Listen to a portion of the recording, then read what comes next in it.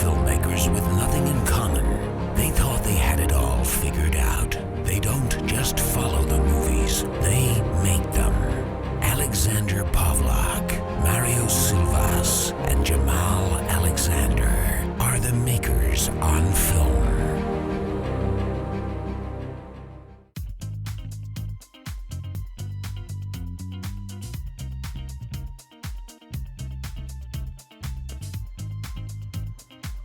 What's up?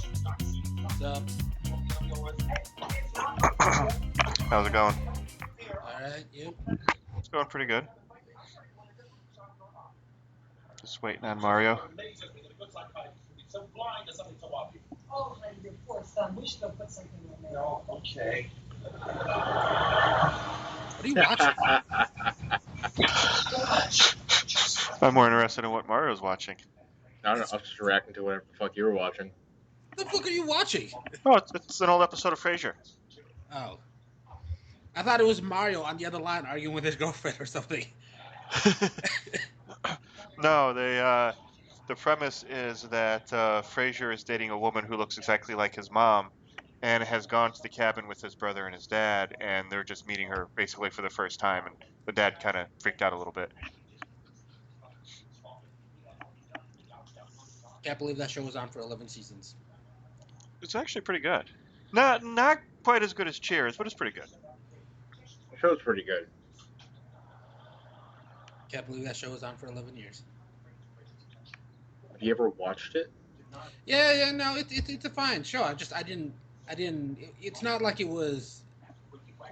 And this is probably because Seinfeld was out at the same time. It's not like it was the best show on TV at the time, at least or the biggest. But it was a good show. It was a really smart show. Yeah. I mean, it's that pseudo smart that like Big Bang Theory does. That they do kind of high concept things, and then they have that one dumb character who is the audience that they have to explain everything to, and then that person makes fun of the smart people. So it makes your actual Joe average audience not feel bad about not knowing this shit or feeling dumb because you have the dumb character on the show. Well, I like that, and I think it's sort of funny that certain people watch that show and laugh at jokes like that when they themselves, like, they will throw out something that's pretty highbrow humor, and I see people just kind of laughing along, pretending like they get it when they don't. Yeah. No, Frasier was pretty good with that though. They all their characters are actually pretty smart. Even like the dad is the dumbest character, and he was a cop, and he's actually pretty on the ball. He's street smart, not book smart like the other two. So. Well, he's the perpetual sage, the sage character in every movie where somebody goes on a journey. Kind of, he's yeah. really not though. No, he's not. He alternated between roles. I mean, at one end he was foil for the smart characters. On the other end of it, like, people would come in with they're down in the dumps, and they would sit next to him on his chair, and he would extol whatever. Well, he would offer an anecdote. All right, it'll be done in 10 minutes. Here, let me mute this, and then you guys can discuss it. What? Apparently, Alex sucks a lot of dick right now, and he's just gonna mute. I just really want to see if I can piss him off. Alex, you can hear me? I can hear you. Oh God, apparently he can hear us. When I say, I was about to say his name's on my Skype right now. He can hear us. When I say I mute this, I mean I'm muting my microphone, not the speakers. Just because he mutes it doesn't mean he's not. All right, he can probably hear us, and he's just gonna choose to ignore us. There's a huge difference. I just wanted to see if I can piss him off just enough for him to come back on. I am choosing to focus on the fact that he just lost a point. Well, he conceded a fight. I actually mostly ignore Mario, so it doesn't really matter. Okay. Yeah, I know. I was listening to the podcast this past week. 2 weeks. Yeah, the past 2 weeks. We really don't pay attention to each other too much. Why do you say that? Because they're really like, someone will say something, and then the other person will chime in and be like, oh yeah, and then say the same fucking thing. We're just trying to put each other's words into our own words. It's really funny. funny. We're agreeing with each other. We're just reiterating the parts that we agree with. It's not that we're. Is that what that is? Yes. Exactly. Okay. I'm reading a Coffee Cane comment right now. This is from last week. Okay. Hold on. Oh, I'm sorry. From Dread, so 2 weeks ago. Says Hendrix is a good gin to try. It's also infused with rose and cucumber, which I did not know. Making the juniper not as noticeable. So I'm personally gonna have to try that one now. The real question is why Jamal bought a premix of something that is 2 ingredients and was surprised it tasted bad. On the side note, I like my martinis dirty. I don't know who this coffee cane. I don't know who this coffee cane is, but I like her. Well, she made fun of Jamal, so she's good in my book. Seriously. How is that making fun of me? It's a funny anecdote. Let's move on. That's not even an anecdote. She was just like, whoever this was, coffee It's cane. a funny comment. Let's move on. It was funny as shit, and she called your ass out. On what, for buying a mixed drink? Yeah. Hey! I said I bought 2 mixed drinks. One of them was actually a pina colada, and that was not bad at all. What was the other one? That was the martini one. Oh yeah. The gin martini. Yeah. That was disappointing. Yeah, but that one sucked. I think we've all tried that one at one point in time. No. What? And it tasted like melted plastic. Yeah, it's not good at all. No, I don't do pre-mixed drinks. That's like, having a DJ at your wedding. You get a band, damn it. Fuck that. You get one of those iPhone things, plug your iPod into it, hit shuffle, and pray to God good stuff comes on. That is what you do. Hope it doesn't land on some of your more hip-hop sounding stuff. Yeah, exactly. If I ever get killed, you know what? Or if I ever get killed, if I ever get married, that's the same thing. No. I get it. I will delete your Google history. I don't give a shit about that. I mean, that should be in everybody's will, like to get rid of that. If people want to know what I've been looking at, I will fucking tell you what I touch my penis to. Only because you probably know how to use incognito mode. I think Jamal's right. Either when you die or you get married, you should have somebody come in and delete your Google history. There you go. So I've been listening to the classic hip-hop station here in town when I do my job, when I'm doing my little taxi service. And I pick up a lot of kids from the university. A lot of them are sorority girls, taking them to frat party to frat party. And anytime that song comes on, they sing along. They're the whitest girls you'll ever meet. None of them have an ass between them. And they sing at the top of their lungs, "Baby Got Back." I've had no coffee today, and I'm just tired as shit. So I'm going to be saying a lot of weird things from now on. Works for me. That's fine. More stuff to talk about. Okay, so starting the show, did you guys hear that Wes Craven died? Yes. Brain cancer. And not in his sleep like I thought he would. Yeah. Why would you think he would die in his sleep? Are you unfamiliar with his body of work? I'm sure I've seen a bunch of his stuff, but I just... That's a no. Wait. Nightmare on Elm Street? There you go. Okay, all right. There you go, buddy. Fine, got it. But he did a ton of other stuff other than that. Like for a little bit there in the 80s, he was like the Roger Corman of like horror film. Didn't he do what do you call it? It Lives? The thing with Roddy Piper? They Live? Or They Live? I don't think he did that, did he? He might have produced it, but I don't think... Alright, so, you guys want to do the moment of silence for Wes Craven?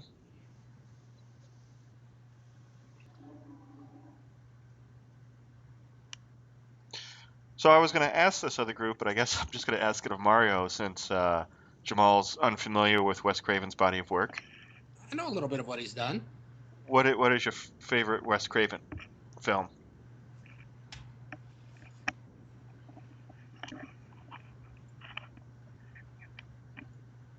I guess I'll go first. All right. Oh, I thought you were talking to Jamal. That's why. I thought he was talking to you because he made a point to exclude me. Alex, you need to start talking. Yeah. I was putting it out to both of you, whoever wants to talk about it. What's your favorite Wes Craven film? Is one of my favorite. You're a bitch is my favorite movie.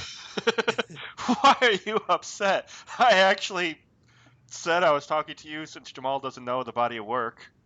I remember Vampire in Brooklyn. I remember the Scream series. I remember the Wishmaster series. Of course, there's the Nightmare on Elm Street stuff, but I kind of lost track of that after the first three. No, actually, just the first two. Well, he did the first one, and then the last one that was the official with the other guy in it. I realized just how bad things had gotten when he, I think, produced Dracula 2000. Yeah, that was him. Oh God. A producer doesn't mean anything. Producer means here's some money, go make a film. Yeah. And then you come back with film, and then you have to figure out what to do with it. Unless he was an exec producer on it, he was just a money man. Yeah. Now we talking movies he directed, movies he wrote, movie he produced. What are we talking about? Favorite movies? I would say either wrote or directed. I guess you can go acting. He did act, quote unquote, 19 different things. He played himself in Castle, in an episode of Castle. Say Castle again. Castle? Guido. What? What is wrong with the way I say Castle? I heard Castle a second ago, but that could just be me hearing things. Nah, you're just hearing things, yo. Yeah. Okay. See, you're jumping on the bandwagon. You don't even know what the fuck's going on there, Mario. What? Well, no, to be I was fair, making fun of you for saying Guido instead of Greedo. To be fair, there are some of those Alexisms as the show's gone by. Yeah, and you're awesome. Oh, fucking got him. And you're awesome, buddy. You know, he did Red Eye. How did you guys see Red Eye when it came out? Yeah, I did. That was a pretty good film, I thought. I was quite impressed with it for being mostly on an airplane. And just basing off of how critics received it and like Rotten Tomatoes, it's probably his last, decent film. Because after that he did My Soul to Take, which holds a 9, and Scream 4, which holds a 59. What did Red Eye do? 79. Oh, okay. So yeah, that's probably his last really, good. Acclaimed, yeah. Yeah. I'm a little shocked that he has a movie that, well, not really all that shocked. He has a movie that came in with 9%. Like, did you see My Soul to Take? No. I've seen like bits and pieces of it. It does not look good at all. It doesn't even look like something that a established director would have made, to be honest. That's weird, because that was fairly recent too. My Soul to Take came out just 5 years ago, 2010. Maybe the brain cancer had something to do with that. Too soon. No, I'm being serious. You're not being a dick. No, that could totally be something. Yeah, that it could have been in there for a while, and those kind of things. If it's a tumor and it's pressing up against the brain, it can actually. It's not a tumor. It can actually cause you. It's not a tumor. It can cause you to forget things. It can cause you to. It can actually kind of tap into DNA memories, and you can start actually doing things like speaking languages that you weren't able to before. Some people say that those kind of things can give you like psychic powers or psychokinetic powers, like in Phenomenon, but I don't know. I don't think there's any real case studies that prove that or disprove it. I'm pretty sure there won't be either. No, what I mean is, My Soul to Take looked like it was done for next to nothing. Like the budget on it looked terrible. I mean, it didn't seem like someone of his name recognition would have had more resources. $25 million budget, so that's actually pretty low. Oh God! It's still high, but I don't know what he did with the 25 mil because it looks terrible. And it looks like it barely grossed half that back. It grossed about 14. 14 and a half.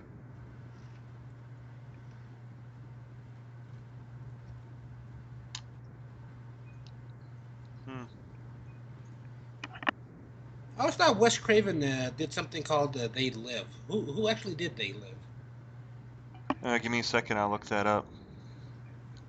They Live? Yeah, with Roddy Piper. One? It's John Carpenter. Oh, okay, okay. So yeah, they're very similar in their styles and in their subject matter. But like John Carpenter did They Live, he did It, he did Escape from New York, Escape from LA. He does more things that are kind of post-apocalyptic horror, whereas Wes Craven does more psychological horror. I've actually just brought up the wiki for They Live. Give me just a guess of what the Rotten Tomatoes was on that movie. Well, that's going to be a hard one because it has such a cult following to it, but it's really considered a bad film. So I'm going to go ahead and say like 40, 35 to 40%. And Mario, have you seen the movie Which one? They Live? No, I haven't actually. Okay, Alex, Yes. 83%. Seriously? 83% for the Roddy Piper B movie. I told you it had a cult following to it. Yeah. Based on how many reviews? Jesus. It's one of those movies that's so bad that it's good. Yeah, I could see that. And it has one of those lines that's so bad that it's good. I came here to chew bubble gum and kick ass, and I'm all out of bubble gum. Exactly, and he says it pretty close to that too. So I remember it for the fight scene. That's a pretty damn good fight scene. it's a very long fight scene too, very ballsy to put into a movie like that. You know what? Props to Keith David for actually hanging in there with Roddy Piper and really selling that scene, because the two of them are going at it. I mean, they're screaming at each other, like throwing each other like into like garbage cans and stuff. Mm-hmm. That was a pretty good fight scene. Oh yeah, I'm sure that took a couple days to actually film, and it is pretty kind of realistic and pretty gritty too. Damn gritty. And they spoofed that in South Park. They had the two cripple kids fight, and they did pretty much almost shot for shot fight scene of from They Live. That's how good that fight scene is. Yeah, it's pretty iconic, and you recognize it right away. Or you don't recognize it right away, but as it drags on, and you start seeing it, especially when they start throwing people into like the dumpsters and the trash cans, Yeah. you start getting that sense that that's what they're doing. What was I gonna say? Yeah, I every now and then I'll catch like the best of, like the best kiss in the movie, the best ending in a movie, and I'll catch the occasional best fight scene in a movie, and this one always comes in like right somewhere at the top. Like usually it's the top 3. Yeah. Yeah, that one and that line usually makes the list too. Yeah. And it's usually pretty high up there. I'm say within the top like 25, top 10, something like that. Well, it's a hell of a line delivered by. I like Roddy Piper, or I loved Roddy Piper. He passed away too, and we never gave him his moment. Yeah, we did. You just weren't around. Yeah. Oh, did you? Okay, Yeah. Cool. It's when you were on your hiatus. Let's call it that. Yeah, Roddy Piper. Mm-hmm. Remember him from when I was a kid and first started getting into wrestling. Yeah. I remember he was the bad guy wrestling, and I remember that from the cartoon more than the. Are you talking about Hulk Hogan's Rocket Wrestling? Yes. Oh, that takes me back to the day. I miss the 80s. Well, you can always get on, either Netflix, YouTube, or Hulu and relive the 80s. I do quite often, actually. Or by the way, Carpenter recalls that the fight took 3 weeks to rehearse. So it took 3 weeks just to get the fight down, and he based it off a fight from or a scene from The Quiet Man with John Wayne. Really? I've always wanted to get to see that movie, by the way. I never get around to it. The Quiet Man with John Wayne. I like John Wayne, by the way. Oh yeah, he's pretty good. I disagree with everything he says politically, but as an actor and a figure, I love John Wayne. He had some really good movies. Oh, The Searchers is a great movie. Searchers, True Grit. Yep. Some of his World War II stuff. Green Beret. That was good. The Longest Day. Longest Day. You know who else was in the Green Beret besides the Duke, right? Was it Dino? It was Mr. Sulu himself, George Takei. As a Japanese soldier? He was an American soldier, but they were in the South Pacific, so he was kind of there for, basically intelligence gathering and interpreting. Hmm. But The Four Sons of Katie Elder? it's a little surrealistic to see those two in a scene together. Yeah, it is. Yeah. I guess there's going to be like a Wes Craven marathon on Sci-Fi coming up this week. Good. Tomorrow, maybe. I don't know. Don't they always do something when someone dies? Well, if it's somebody science fiction-y. The store I work at is absolutely shameless when it comes to that. When somebody dies, all of a sudden we get all their DVDs in. Like the Tuesday after somebody dies, we will get a ton of their DVDs, and they did it for Robin Williams. They did it for Paul Newman. I'm trying to think of recent passings that they did that for. Well, they're going to do it for Wes Craven. Probably. I'm sure you'll get a bunch of Nightmare on Elm Streets and probably that other one, Scream and Red Eye. And...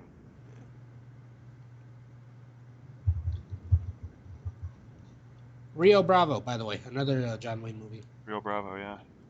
Or what was that one they based Assault on Precinct 13 off of? Was that Rio Bravo? Yeah, it was, actually. Well, Precinct 13 was actually a remake of a movie called Precinct 13.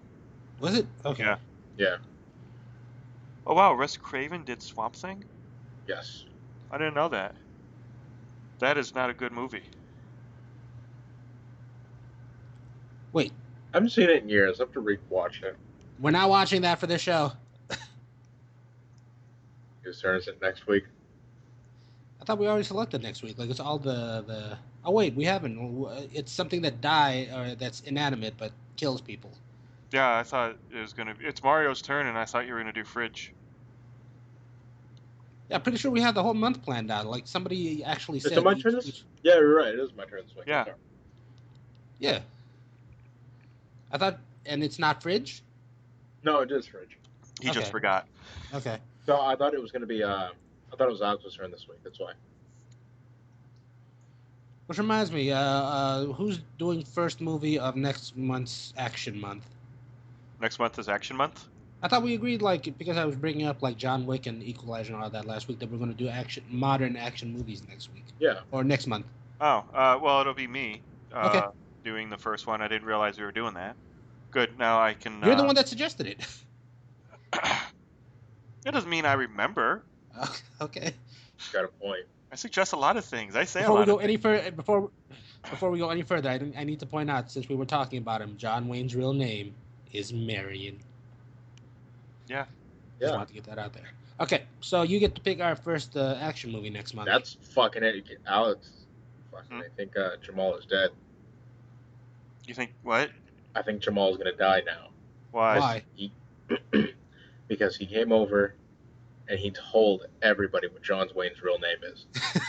He made it public. You think the ghost of John Wayne's gonna get him? Uh-huh. I was walking through the mall the other day, Tucson Mall.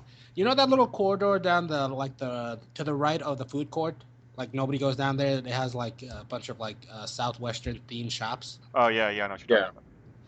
If you go by there, there's this one shop that's really into, like, Arizona, knickknacks and little, like, souvenirs and stuff. Yeah, I know where you're going with this. They have a toilet paper. John Wayne toilet paper. They have a John Wayne standee there, too. Yeah, they do. Yeah. And what's the catchphrase for the toilet paper, Alex? I forget. It's a hell of a catchphrase. It's... This toilet paper will knock the crap out of you, or something like that. It's very John Wayne like terminology for the toilet paper. I was half tempted to buy a roll. Jesus. I want to see in 20 years from now, Wes Craven toilet paper that has pictures of Freddy Krueger's face and hand on it, then like little razor blades sticking out of it. No one would ever use it. No, it'd be more for decorative. That would be the one use out of it. They just... That would be the one you put on the roll, and in the guest bathroom. Actually, that brings up a really good point, Alex. Who would they make toilet paper for in 20 years? Like, we're talking about John Wayne, and he died in '79, like over 30 years after his passing. Like Is that he's an really how you wanna like Be no remembered. no no yeah, no be no no. Well, remembered? no By no putting no. your face on a goddamn toilet paper? His face isn't actually on the toilet paper. That's beyond the point. Like, my point is, like, who would people still be referencing like that, or still a figure like that in 20 years from now? Who do we have now that would be that? Kanye West. Okay, see, you didn't take that question very seriously. Are you saying that you wouldn't want to wipe your ass with I Kanye think West's you're being face? serious right there. I would like to wipe my ass with Kanye West's face, but that's something else altogether. I know that's more of a sexual fantasy for you, but Like I said, don't threaten me with a good time. Yeah, so do we need to talk about that? you dropped out. What'd you say? What? Say it again. And there go the last of our viewers. What? I can't. Who? You, Mario. What did you say? You dropped out. Yeah, I don't remember. screw it. I saw something shiny right now and I forgot what I was doing. Screw it. We were talking about Kanye West toilet paper. Fine, you pick Kanye, I pick The Rock. But see, I think Kanye West toilet paper would be soft and would be fun to wipe your ass with. I think the Rock toilet paper would kind of be made out of sandpaper. You get where I was going with the toilet paper thing, right? Because you seem to have fixated on it. I'm not entirely sure that I got my point across. I'm just So saying. you are aware that this is Alex that we're talking about, right? Okay, no, I'm saying that right. the Rock is rough and tumbly and he'd kick your ass. Okay, so clearly you don't want to give me a real answer. Let's move on. By the way, we still haven't answered your question about favorite Wes Craven thing. No, you haven't. So, God, I'm trying to figure out what. Jesus, can't think of anything. My favorite Wes Craven movie. Wait, didn't he do the God? What's the one with all the female the girls who go to high school and become witches? The Craft? Yeah, Craft? was that him? Was that him? That was Oh. No. He may have produced it, but he didn't direct it or write it. He did The Hills Have Eyes. Yeah. Vampire in Brooklyn kind of stands out, but that's back when Eddie Murphy was cool, so that's probably why I remember it. Walt Disney's Wonderful. Ooh, The People Under the Stairs. Yeah, he did Walt Disney's Wonderful World of Color, one episode. Case Busters. He did 5 episodes of the remake of The Twilight Zone. He did The Serpent and the Rainbow, Shocker, Night Visions, the TV movie. People Under the Stairs. The New Nightmare, which was one of the last Freddy Krueger movies. Yeah. Not a huge fan of it now. Red Eye. The New Nightmare? Yeah. It was an interesting twist on the whole thing, that he was coming after the actors who played the roles instead of the characters in the roles. And you actually saw Wes Craven, which he wanted his part to be way more weird than it was. He said in an interview that he wanted John Carpenter to be driving a van and him being in the back of it, typing away, writing the script as it happens, with his eyelids cut off and blood all over his face. That'd have been cool. And then he jumped out of the side door of the van and accosts the lead actress and then tells her what's going on. He does the whole exposition of Freddy Krueger is real.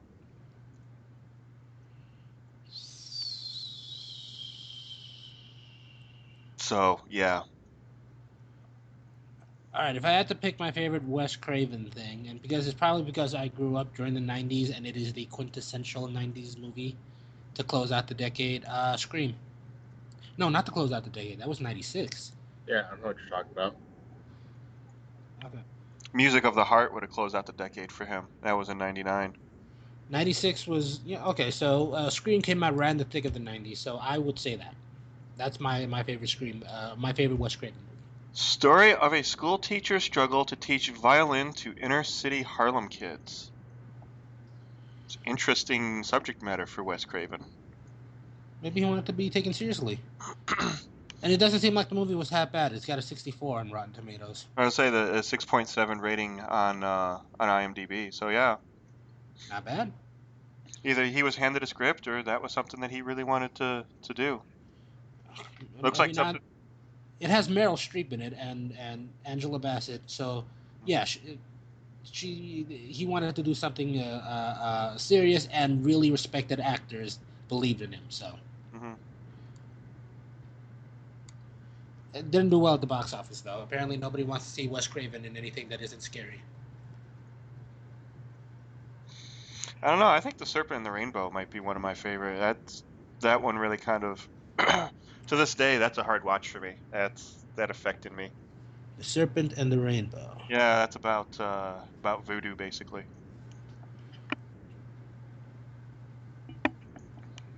Bill Pullman. You know, he's coming back for the next Independence Day. Yeah.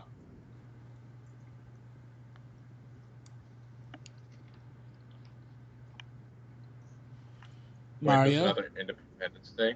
Yes, there's another Independence Day coming out. Yeah, we talked about that. Didn't we do an Independence Day show on Independence Day? Oh wait, I think we did. Yeah. You guys really need to start paying attention. Oh, that's right, we did. Yeah, but we did a 2 for that day. We did a 2 for that day, dude. That one was rough. Oh yeah, that was. I'm gonna tell you right now, the sequel is going to be this is a disaster, no pun intended, waiting to happen, because it's the budget for the next Independence Day is $200 million. The original Independence Day budget was pretty high too, wasn't it? It was like 1 or 150, wasn't it? 75. Really? Yeah. I thought it was more than that. I am telling you right now, this movie, because it's been so long since the last one, and nobody under the age of 25 is going to get the reference to it, this movie will probably barely break even. At least that's my guess. After being sent to the electric chair, a serial killer uses electricity to come back from the dead and carry out his vengeance on the football player who turned him in to the police. There's going to be an amazing Independence Day. Wow. No, that's Shocker by Wes Craven. Oh. I remember that movie. He went through the electrical lines.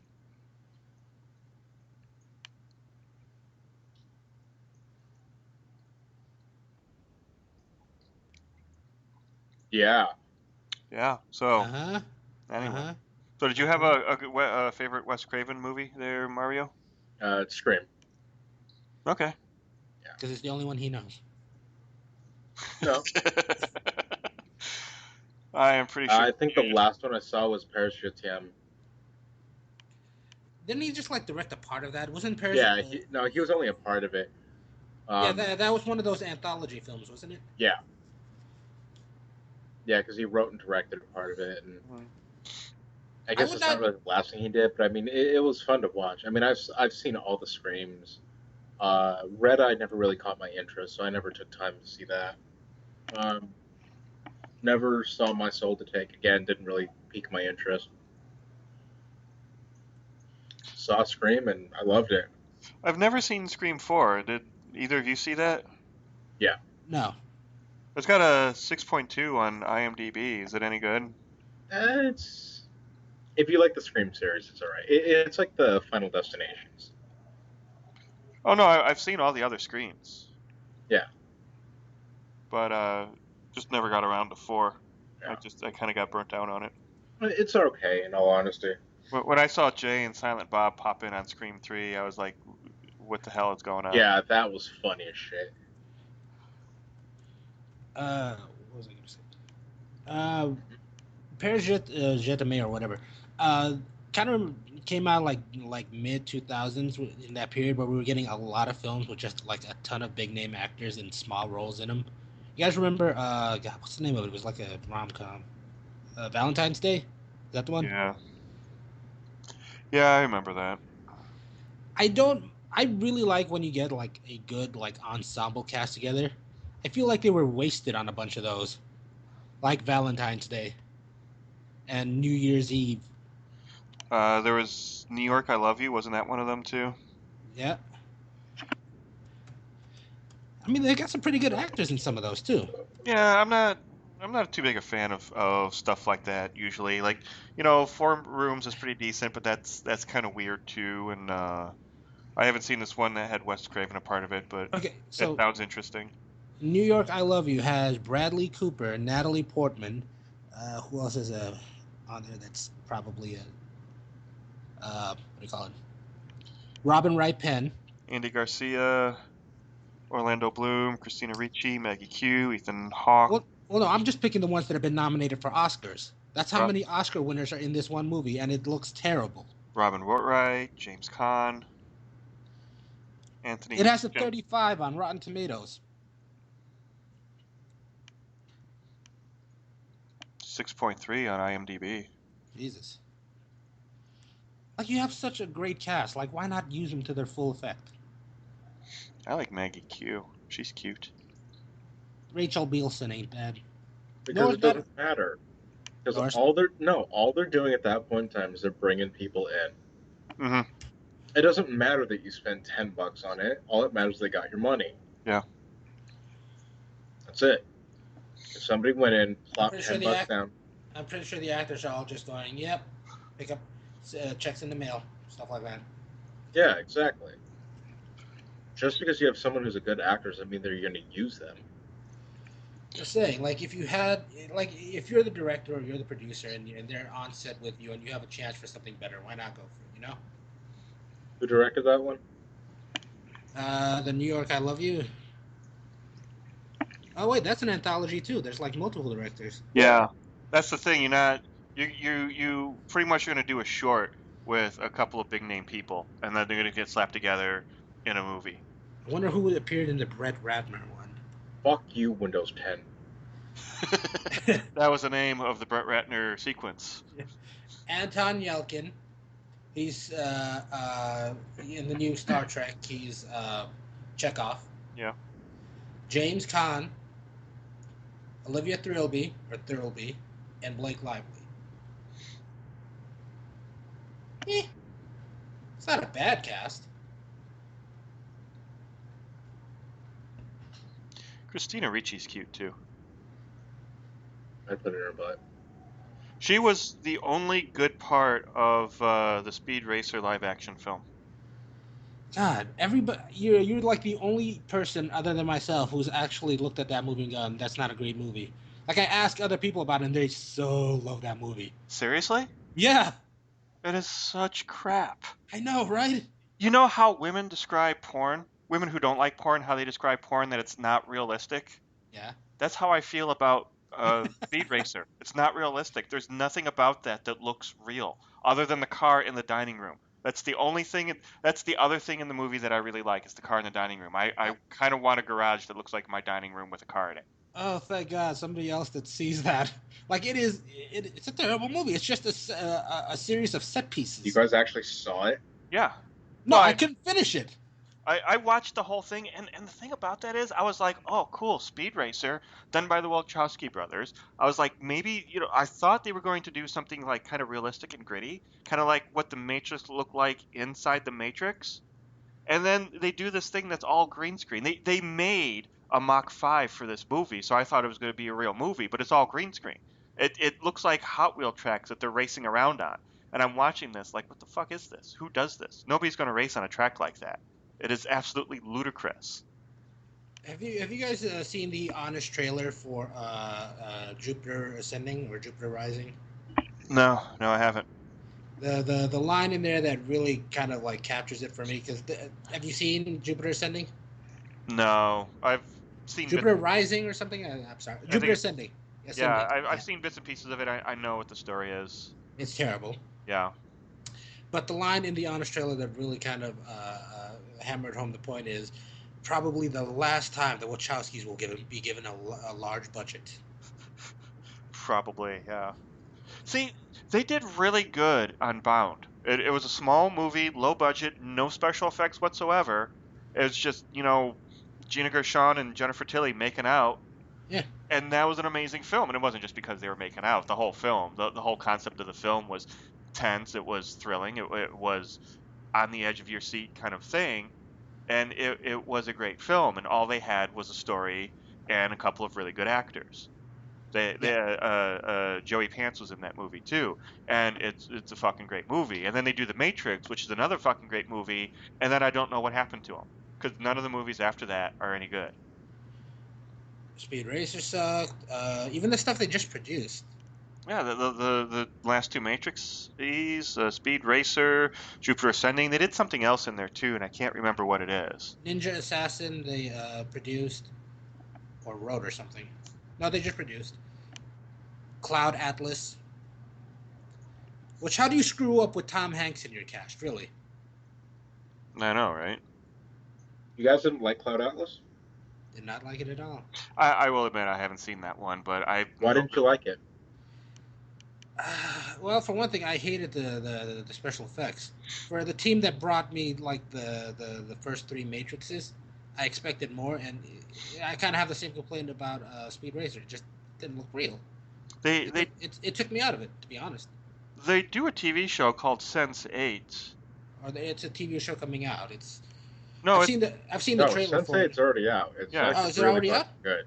Yeah. Okay. Cool. Yeah, it's on Netflix. It's one of those like the entire season comes out. Yeah. Okay. Yeah. All right. That I want to see, just to see what they do on a little smaller scale. But anything that their names are attached to anymore, I'm just not interested in seeing. Honestly, it's received well by the critics. Cloud Atlas was amazing. I know you guys are going to disagree on that, but then at the same time, Jamal, we're also going to disagree with you on Gravity. On what? On Gravity. Oh yeah. Oh yeah, that's normal. That's one of those. It's a fantastic movie that was made without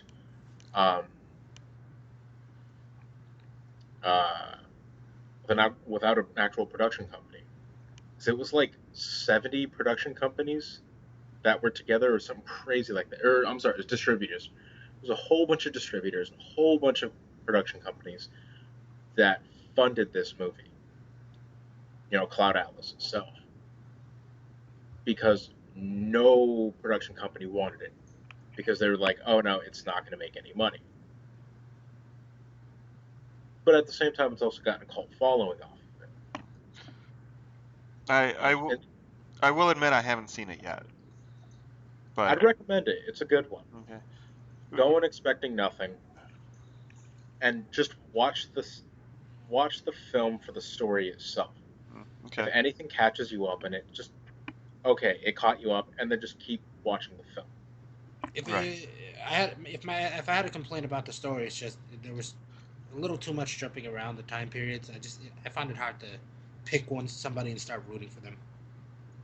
And I can understand that because a lot of people actually had that complaint. And it also goes for the time nowadays. Once people want to watch a movie, they just want to see a movie. They don't want something that they can. They want. Oh no! Wait, I have seen parts of this. This is the same three actors playing the descendants of these characters through time, right?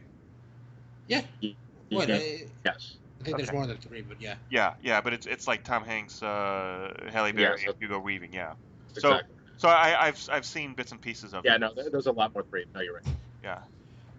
The only thing I can tell you is that it was nice seeing Hugh Grant in a role other than Hugh Grant. That's it. Ugh, Hugh Grant's in this? Yeah. Makes me want to watch it even less now. Well, no, it's Hugh Grant as something other than Hugh Grant, so... Honestly, there are a lot of big name people in this.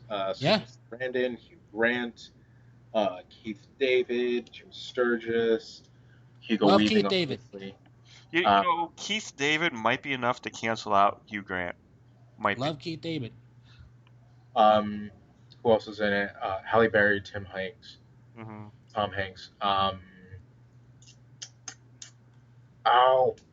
What's his name? Jim Broadbent, Hugo Weaving, Jim Sturgis, Duna Bay, Ben Winshaw, James Darcy. I can't remember his name. Susan Sarandon. He's a UK actor. What else is he in? Oh. Here, why don't I just read the whole thing on Wiki for you? Maybe that'll get it out of your system. He was in. God, he always plays like the boss, like the like in your face boss. Jim Broadbent, that's his name. I just read that back to you. I didn't listen to you. Okay, whatever. But everybody does a great job in this film. Oh, that guy, yeah. Wasn't he in Harry Potter? Yeah, he Yeah. played one of the dads, I think. Well, no, there's every British actor you see on TV and movies now has been in at least one Harry Potter. Or at least that's the joke going around the UK acting scene, apparently.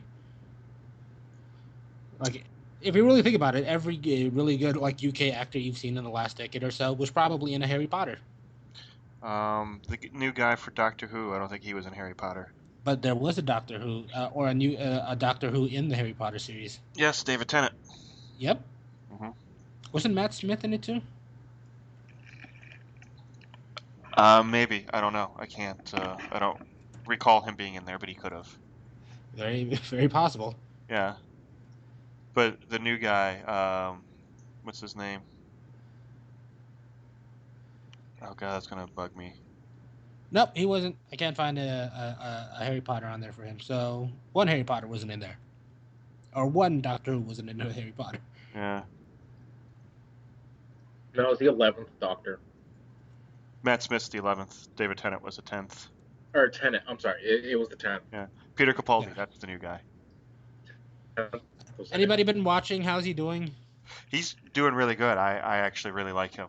He's a much different Doctor than the last two. He's more like old. He's more like Eccleston. Eccleston was very hard boiled. He was just coming off of the Dalek War, and he was very much the guy who would pick up a gun and like shoot somebody in the face with it. I know that was intense, and I know it really fits the coming out of the war thing. As somebody who's an occasional fan of the series or an occasional watcher of the series, it just was really weird to see a dark and gritty Doctor Who instead of like, fun. Well, this guy's a little bit of both. He's somewhere between Matt Smith and Eccleston. So he's got that kind of almost PTSD thing going on, but on the other side, he does stuff out of left field that is just so bizarre. And there are some. That's to every Doctor though, except for Eccleston. Yeah, exactly. Eccleston never had that really bizarre kind of. He just had a really bizarre kind of smile and a little weird sense of humor, but he was a little creepy, to be honest with you. He kind of was, but Capaldi's not. Capaldi is. Yeah, I didn't get quirky. I got creepy. He almost has Alzheimer's. He's almost to that point where he just seems like he doesn't know what the hell's going on half the time. But I think he's a really good Doctor, and I think this next season is the first seasons that the new guys are in are typically the worst of what you'll see out of these Doctors, and they'll just ramp it up and they'll get better and better. And I think next season, if they're going for Gallifrey, if they're trying to find Gallifrey, I think next season is going to be pretty awesome. Tennant is my guy, and I just like him as an actor too. Tennant is my favorite. He is. And one of my favorite stories about him was the very last scene they shot for his run as Doctor, where he regenerated. Yeah. They did 3 takes, and the third take they said they could never use because it made everybody on set cry. It was so emotional.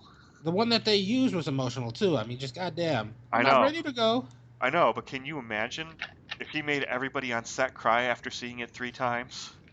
How powerful that was.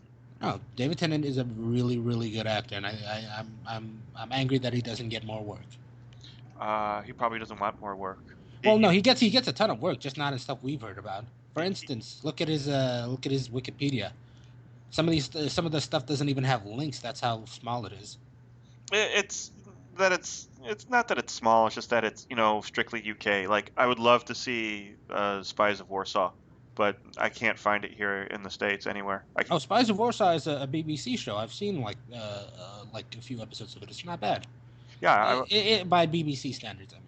Yeah, I mean, I want to see that. He was in Broadchurch, which was really good. I know Broadchurch is amazing. They did an American version of Broadchurch. I haven't seen that, but I'm sure he's great in it. I'm afraid to watch it. It has David Tennant, but still, Yeah, it's got to go up against the original Broadchurch, and that show is, hands down the best thing that BBC has ever done. yeah. He was in Fright Night. That's right. He was. Yeah, he played the Vegas magician. Yes, he did. I always forget that because he's unrecognizable in that, which is amazing. I always forget that because that Friday Night movie sucked. Yeah, it was. Well, I'll take it back. It's a movie that's was made specifically to be seen in a 3D theater. It's a fun movie. It's just there's no substance to it. It's like cake. It's there to be seen in 3D. Just all the shots. Remember the van scene where the guys where Colin Farrell's underneath the car? Yeah. That whole shot is just made for the 3D experience. Mm-hmm. So it does not. This movie will not hold up well. Apparently, David Tennant did voices for Star Wars: The Clone Wars and the Teenage Mutant Ninja Turtles series in 2012. Nice. Let's see, Postman Pat, the movie where he does the voice. He does a ton of stuff. Just, I wish somebody would give him like Oscar-worthy stuff because he's really good. Broadchurch is amazing. I bet you he does. I bet you he does live theater, and I bet you he gets a lot of acclaim off of that. Well, they're gonna throw him in something either really serious someday, like Hamlet or some sort of Shakespearean play, or they're gonna throw him in some sort of wacky offbeat comedy that he's gonna get recognition for here in the States. Hey, did you know Broadchurch had a second season? I knew they were going to do one. I know nothing about it. I haven't seen it yet. I'm kind of worried. It had apparently everybody came back. The British version, you mean? Yeah. Yeah, I'm sure they did. They're pretty good at honoring commitments like that over there in Britain land. Ooh. Anyway, we should probably get on to our main topic here. Is Mario even still here? Nah. Okay. He likes to listen to us sometimes, just bicker or, nerd out or whatever. Yeah. Okay, did you know that David Tennant's wife is the daughter of the 7th Doctor? I think it is. Get out of here. And she played the Doctor's daughter in the episode The Doctor's Daughter. Get out of here. Yeah, that's her. Nice. Oh, by the way, he's going to be in the next Marvel Netflix show too, so look for him there. Is he? Yeah, he's playing the main villain in Jessica Jones. Oh yeah, that's the other Marvel one. That's the one I keep forgetting about. Yeah, because she's a new character and well, not a whole lot of history there. Well, that's going to be his big introduction to the American audience.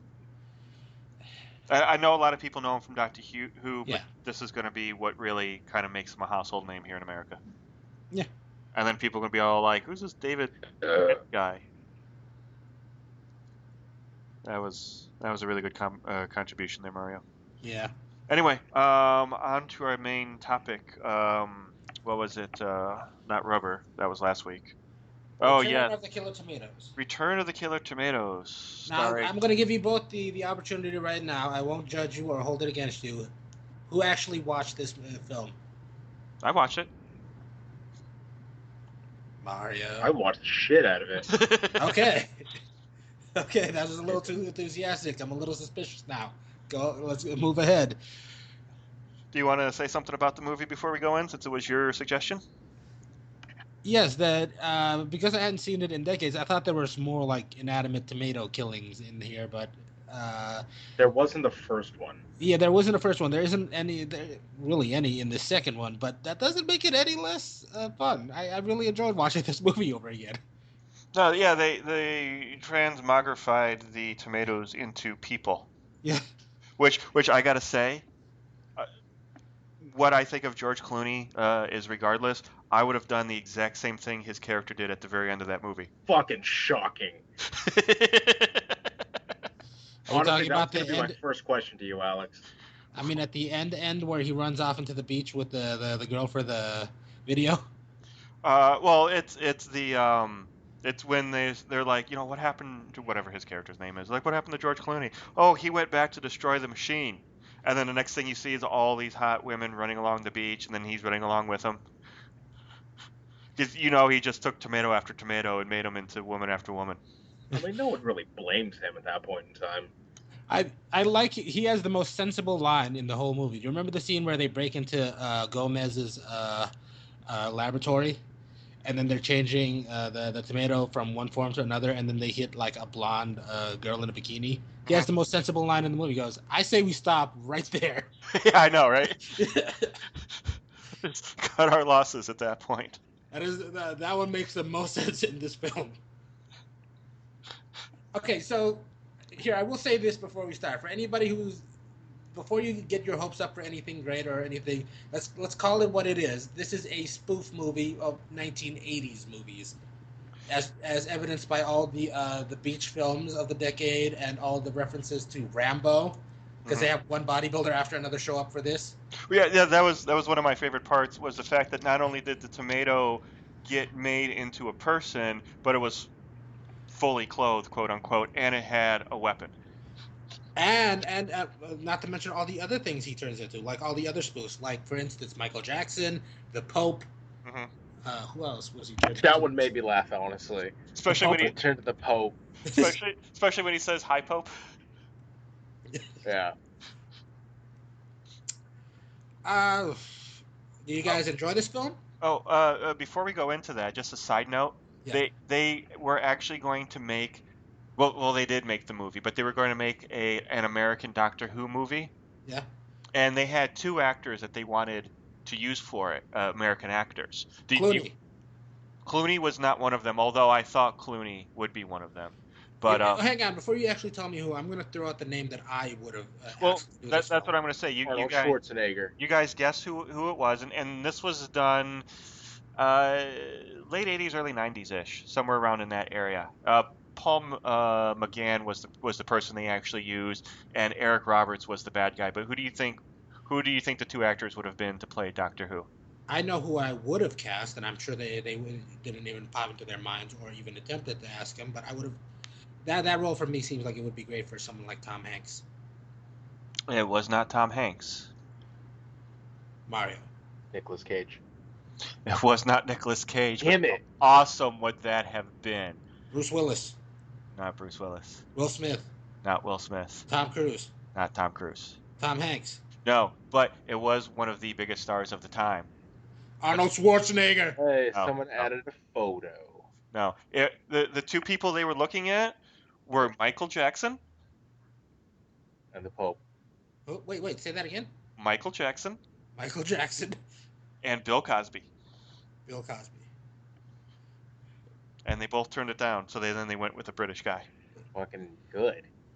Welcome into my TARDIS. Here, have yourself some Jello and a little bit of this drink here. Just. Oh my God! Please, okay, Alex, you need to get that particular clip of Jamal pretending to be fucking Cosby, and play that before even the intro of the show. Just play him, then go into the show, because that was the best thing I've ever heard in my life. It was the worst Cosby you ever heard in your life. It was. That's why it was fantastic. Okay. I think it was actually a pretty good Cosby myself. Thank you. A lot better than I could do. Let's hear yours, Mario. Oh. Yeah, Mario. Yeah, that's what we thought, Mario. What? I said no.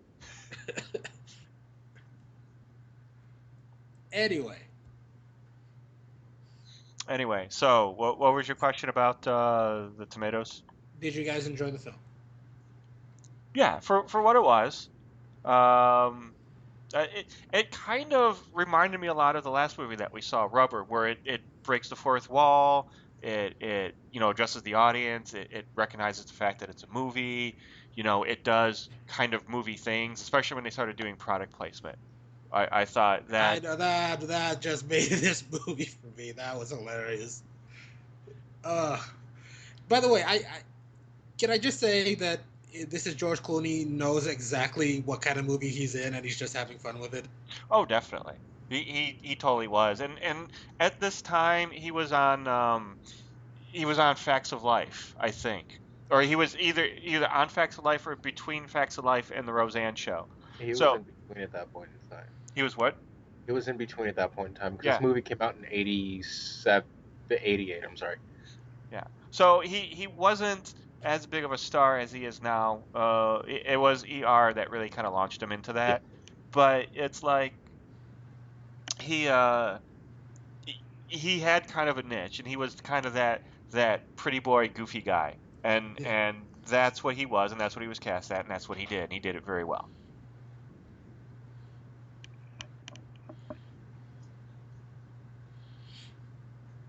You just had to go out and find the picture. You just had to go out and find that picture. I did that picture. That's yeah, I think he just made it. I didn't just make it. It's the picture that you're talking about is the Bill Cosby in the TARDIS picture that I made for one of my blog posts on flightintheye.com. Welcome into my TARDIS. Have yourself some drink and let me show you my magical screwdriver. That would be about it, yes. But the George Clooney picture I sent you also has a TARDIS in the background. I did a bunch of these of people who I think Hollywood would have gone to try to be in the TARDIS, and I didn't even know that what's his face, Bill Cosby was sought at when I did all these. I just figured he was a logical choice.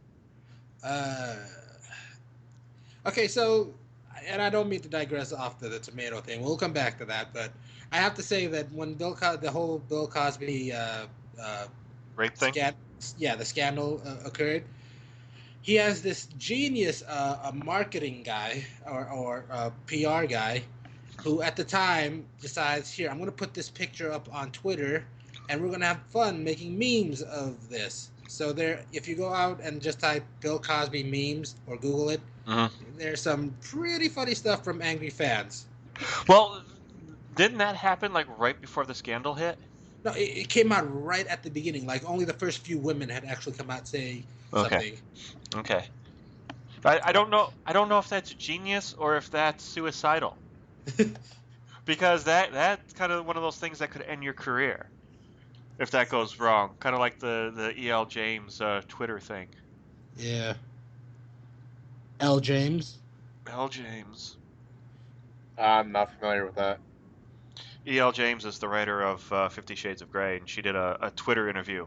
And I read off some of the tweets, the angry tweets that people did about how her book... Oh, right. I remember you talking about that. Yeah.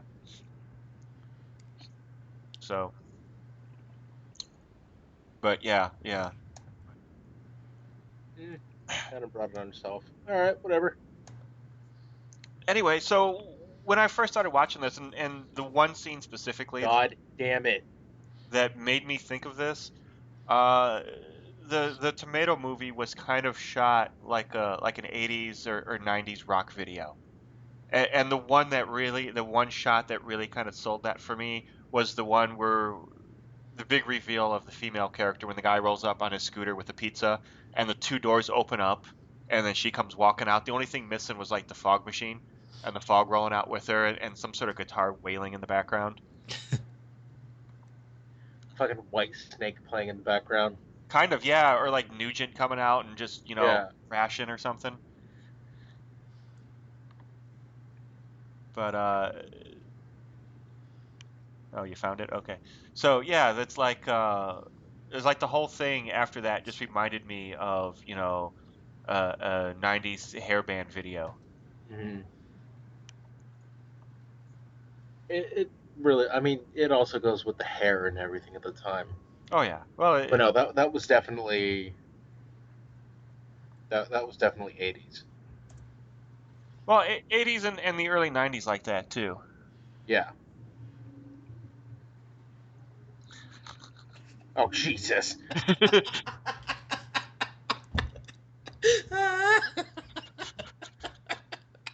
Oh my God.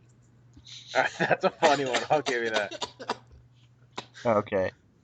Enough with the Bill Cosby memes. Oh no, this is the rest of the show now. There's gonna be more, I guarantee it. But it's not going to be very entertaining for our listeners who can't see the memes that you keep sending us. You can post all of this up on the website too. Ugh. All right. What were you saying about the tomato scene where she comes out of the thing with white snake should be playing in the background? Yeah, the whole thing reminded me of like a 80s or 90s rock video. Like, Ted Nugent should have been behind her wailing on a guitar. There should have been that smoke machine going, wafting out as she walks out. Because those doors swing open for no reason. There is no practical reason for those swinging open other than to do a big reveal of her coming out and showing how in love or how hot he is for her. Because they open up on their own. There's nobody there. She doesn't open them up. They open up and she walks out, which, is a beautiful shot. Don't get me wrong, but it's completely unpractical. Yeah. Well, this is a movie where one of the lead characters is just a furry doll of what is supposed to be a tomato. A fuzzy tomato, FT. Yeah. A fuzzy tomato. Yeah. So yeah, I won't hold it against them that they didn't get the cinematography right on this. Oh no, I'm saying I'm saying it's a beautiful shot, and that the rest of the movie, I'm just sitting there thinking this is like an 80s music video. Yeah. Yeah. I like the they picked the right things to spoof in the 80s because the movie holds up well. Like the things that show up about Michael Jackson and God, what else? Rambo, the ninjas. Do you remember the end of the fucking fight scene? Yeah. Well, damn.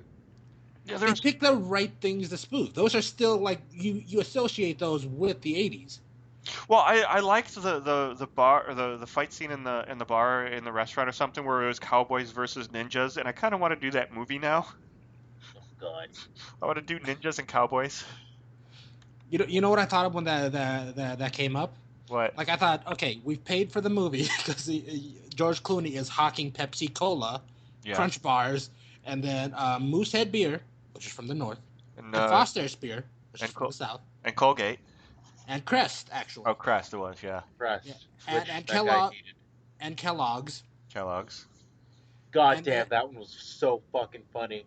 This nice conversation, and you see this box of Kellogg's just go right into their face. I'm like, I actually lost it at that point in time. I haven't lost it that bad in. Oh God, what was the last? I think Big Man Japan was the last movie that we watched that I lost it. And if our viewers have actually seen Big Man Japan, at the very end, there's a huge reveal, makes the entire movie worth it. Just no ifs, ands, or buts. Makes an entire movie worth it. But in the middle of that conversation in Return of the Killer Tomatoes, when they just slow, and it wasn't even like a boom, box of Kellogg's. No, it was just a slow. It's going to interrupt you right now, but we're going to be nice and ginger about it so we don't interrupt the actors. And just put it down. Fucking lost it. It's great, too, because it covers up their faces. All you see is the box and then them kind of moving behind it. Yeah. I love the over-actor that nobody ever heard of again, the lead actor in the series. Like the not George Clooney role. How he reacts to it, like it's still like the worst piece of acting ever. Like how he just kind of like looks over the box. It just gives you one like really cheesy facial expressions. Dude, they did a great job with their casting on this one too. Yeah. No, again, this is George Clooney knowing exactly what kind of movie he's in and having fun with it. And I will give him props. He's still kind of serious like the whole time through. Like he actually acting. No, he acted every single when he was George Clooney, he was George Clooney. Yeah. And then when he was his character, he played his character, and you could not tell the distinction between the two. And it was, or you could tell the distinction between the two, but it was so fluid in his time of doing that. When he was changing from character to character, which made it even better.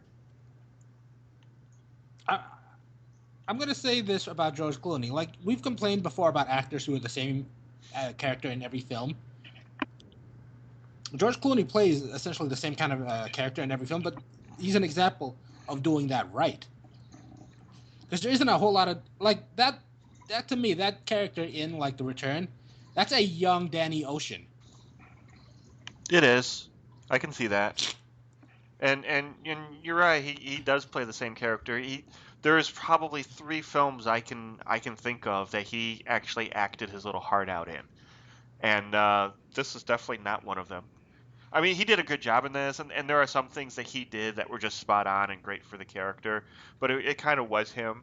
And yeah, I can see that you say that he's like a young Danny Ocean, but it's like, Well, no, it's George Clooney's brand of leading man because he has like a very specific. It's as associate you can associate with him as much as Schwarzenegger's character in every one of his roles. Like it's his persona. yeah, but he's playing the wacky sidekick, the comic relief in this one. Yeah, he does. He takes over the film at some point. I think by the time you get to the product placement, it's his film He steals the scenes, yeah, he definitely does. in everything he's in. Except, But I have very little doubt that all of that, especially choosing him to be the breaking the fourth wall character, yeah, for that scene, I have very little doubt that that's George Clooney just behind the scenes just charming his way into those roles. well, probably. Yeah. But there's one actor here who's a legit, bona fide actor who came into this. Gomez. Yes, John Aston, Gomez Adams. Yeah. He was the only guy who could actually go toe to toe with George Clooney when those two are in a scene together, and they're the really one scene that they're in together.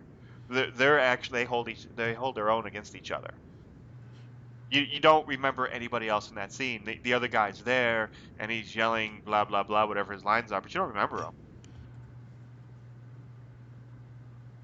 I hate you.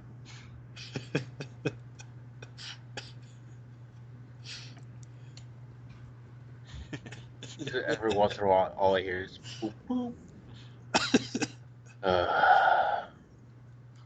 Oh, that's right. Okay, so they did have, since this is a sequel, and if anybody at home is playing along, if you watch the original movie, the 3 older characters, what were their names? Finletter, I forget the character's first name. Wilbur Finletter, Sam Smith, and whoever the guy is, the diver. Those guys were in the original movie Attack of the Killer Tomatoes. Yes. And Sam Smith did, and the guy who plays Sam Smith and the character of Sam Smith is great.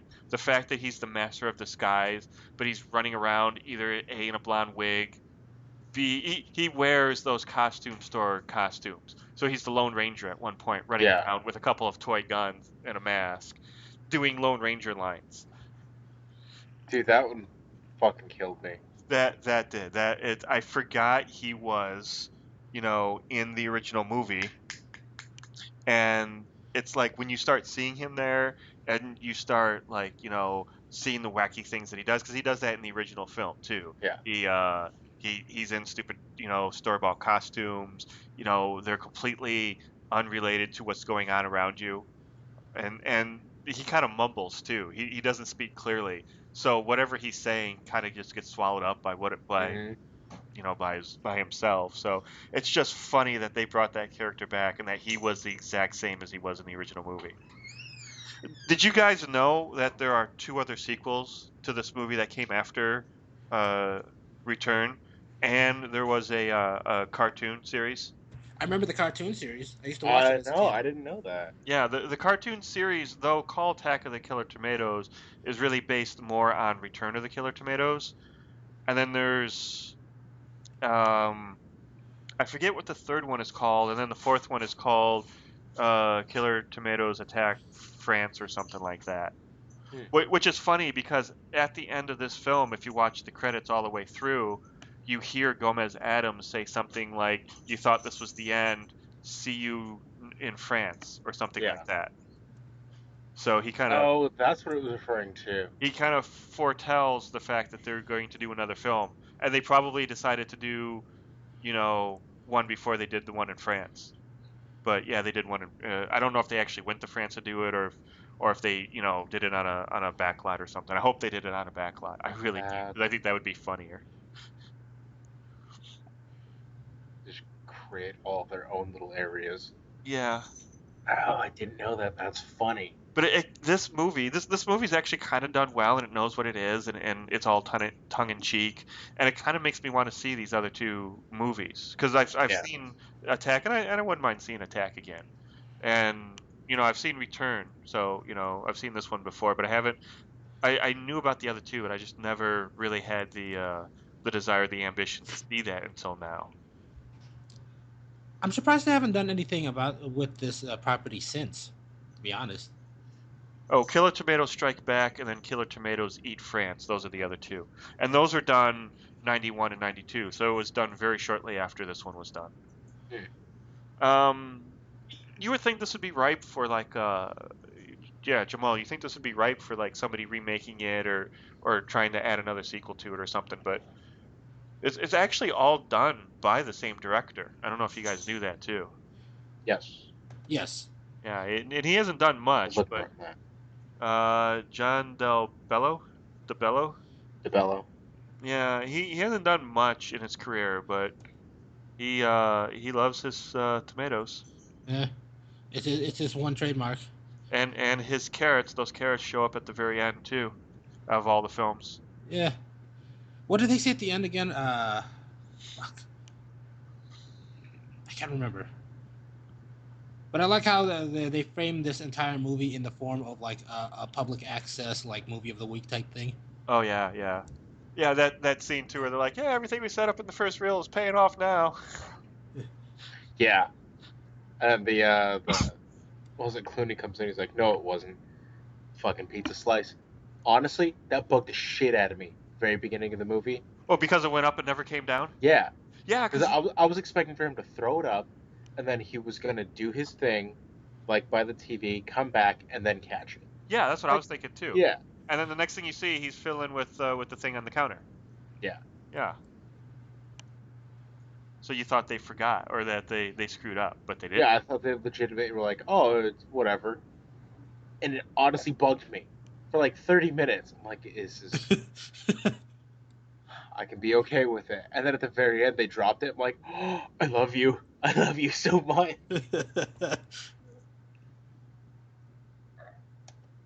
Ow. My nuts. My peanuts. No, you meant the other nuts. No, I dropped my peanuts everywhere. Yeah, I would see a doctor about that. Like my nuts going everywhere. I'm sure you do. I'm sure your roommates, however, probably have a problem with that. Yeah, they're fine with it.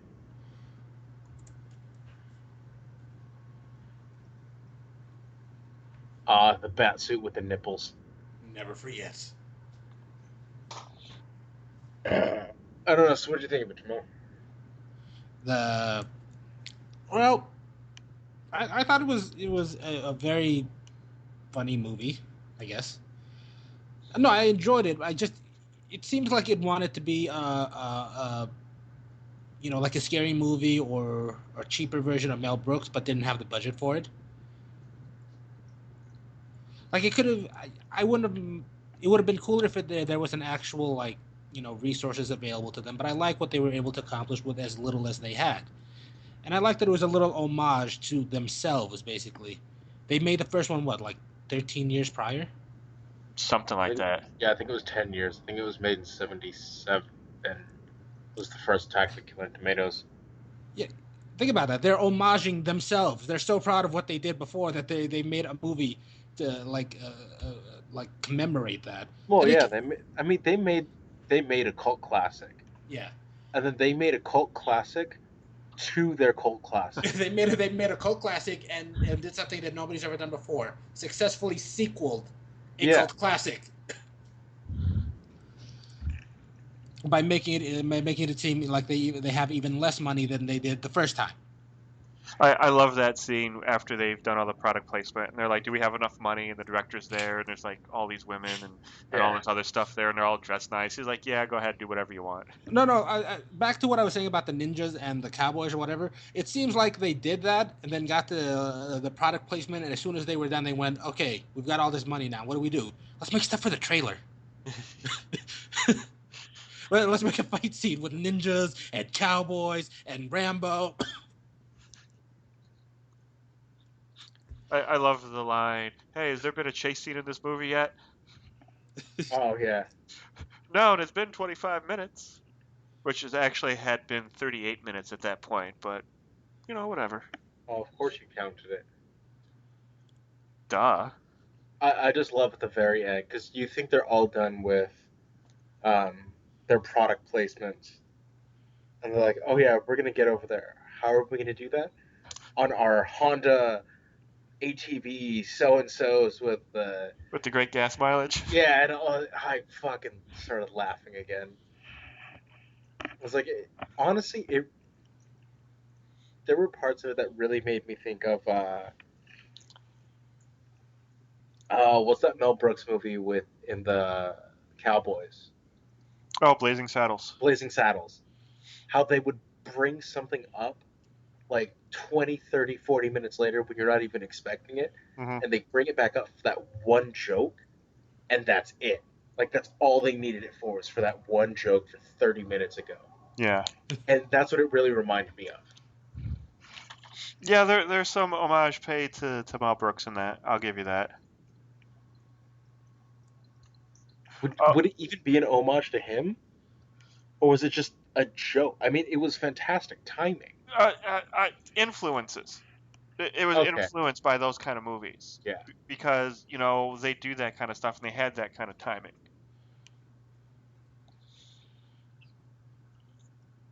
I loved the songs that were in this movie too. I actually looked for the soundtrack. Doesn't exist. you can They're all original songs. And yeah, but you think they would put it out like a LP or a Yeah. CD or something? Yeah. because there was one like halfway through, it was saying like just touch it or something like that. Oh God, what was it? The one where they're walking on the beach with the mime. Touch me there. Yeah, touch me there. That's what it was. Touch me there. I don't know if that's the name of the song, but as soon as I heard that line, I'm like, whoa, wait a minute. Yeah, it was actually on that song where I was like, I want this soundtrack. Like I started looking for it right then. But nope, doesn't exist. No, there's another song too. Oh, at the end, big-breasted tomatoes take their tops off at the beach. Yes. Yeah. That was awesome. Yes.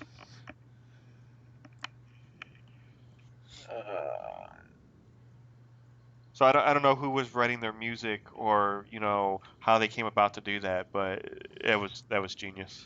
They did it fantastic. Honestly, this movie was great all over. If it was in that type of era where like Airplane and uh fucking what's it called? Mel Brooks Star Wars spoof. Spaceballs. Spaceballs. Spaceballs. When those movies were coming out. And that's what this movie was. It was on a lower budget, obviously. Mm-hmm, mm-hmm. I mean, because there was like 4 locations they shot. Kind of, yeah. Yeah, but I mean that's what I really loved this movie, is because it was in that era, and they perfectly understood how cheesy it was gonna be, and it was so goddamn funny. No, the strength of this is they know exactly what kind of movie they're making, and they're capitalizing it. They're steering into that kind of cheesiness. Yeah. Well, I think another thing that influenced this movie, another movie that influenced this, or that they kind of paid homage to, was RoboCop. You remember in RoboCop where they had that commercial or that TV show that kept playing, I'd buy that for $1? Yeah. and they'd go back to it every so often, and that was kind of a cultural Yeah. thing. And then the character started saying that, and that was a catchphrase inside the universe of RoboCop. They did a couple of those things here in this movie. The full contact yacht racing that they went back to every once in Yep. a while. The Dollar Movie Club. The Dollar Movie Club. Um, they did they had a shop and they had a sign in there that said new for this season, the homeless look, which they were basically predicting hipsters at that point. But it was just like these little things, Ollie North Prison, just these little in-universe gags that they did that were just so throwaway gags, but so kind of made the whole thing seem more well-rounded. You know, because You they know what had, it really reminded me of? That you bringing that up, it reminded me of UHF. yeah, there's a Have lot you of seen that that one, too. Jamal? I have not seen UHF. What? Oh my God, You need that to get off this podcast right now and watch that film. I'm googling what UHF is now. that's the Weird Al Yankovic movie, which starred David Bowie, who was in Rubber, who played the hotel manager in Rubber. Yep. Yeah, he played Weird Al's best friend. Yeah. We're going to have to do UHF as one of our movies. The only other name I recognize here is Fran Drescher. Cosmo Kramer from Seinfeld's in it too. Yeah. Michael Richards, that's right. Yeah. Yeah. Michael Richards is in it. One of his first roles, and it's his best role. Fuck Kramer. Stanley Spadowski is hilarious. It's the pinnacle of his career, and he should have stopped there. You want the hose? Yeah. Really, Boosh! he really should have stopped there. Yeah. Kevin McCarthy. Yeah, Fucking love UHF. I will have to give it a look one day. Yeah, definitely. Even if we don't do that for like for one of the weeks, I'm gonna watch that movie anyway. Oh, I used to have it on DVD. It took me forever to find it on DVD too. Really? Yeah. Dude, I just went on Amazon and I found it. Really? I found it at like Bookman's or something. Oh, okay, yeah. So I'm a big fan of these shows on YouTube where basically they're just getting people's reactions to certain things. Uh-huh. And they have a one called Teens React. Uh-huh. It's funny how every generation goes through a Weird Al phase. Yeah.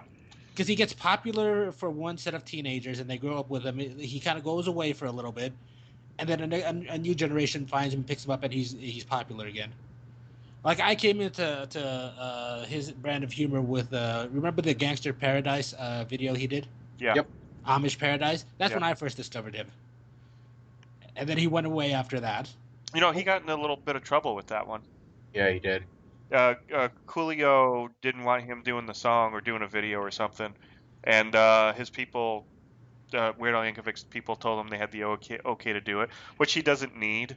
But he, out of respect for the artist, he gets their permission to do it. He's a class act, like Yeah. Yeah, he definitely is. And wires were crossed and signals were mixed, and he did the song and the video to it, and Coolio got upset with him for a while, but apparently they buried the hatchet. Honestly, I don't see why people are getting up in arms about that stuff anymore. It's parody. Everybody does it on YouTube now, so I don't think anybody gets up in arms about it anymore. Well, it's not even a YouTube thing, but like even back in the day, I mean, that joke that The Simpsons did it with South Park making fun of him. Yeah. That's why The Simpsons could get away with it. Is because it was all parody. Yeah, but you don't need permission to do parody. You don't need to worry about copyright or anything like that when you do parody. But on the other hand, Coolio said that song was very personal to him, and he didn't really appreciate anybody making fun of it. Like I said, he's over it now because it's been like 15, 20 years since that song came out. It's been close to like 30 now. Yeah, so he's over it now, but at the time he was a little upset about it, and you can kind of understand it because it's about kind of the lifestyle and the people who have fallen in his life and stuff like that. But no, it was definitely about his life. I mean, that's what that movie was anyway. Yeah, and it'd be kind of like Weird Al Yankovic doing NWA songs, parodying them. Like Chameleonaire's "Bright and Dirty." Nobody cares about that one. You know who has actually denied him, just flat out denied him any use of his image and videos? Eminem. Kanye West. No, Eminem. Oh. Prince is another one who's denied him on many occasions. Prince, Led Zeppelin, Paul McCartney, James Blunt. Like, who the fuck gives a fuck about James Blunt? He would have been doing him a favor at that point. I don't even know who James Blunt is. You're beautiful. You remember that song from like 3 years, or like 7 That's years James ago? Blunt? Yeah. God, that's terrible music. I know. Not too sure how I feel about it. I would have. Again, he would have been doing James Blunt a favor. People would know who he is. Yeah, I think so.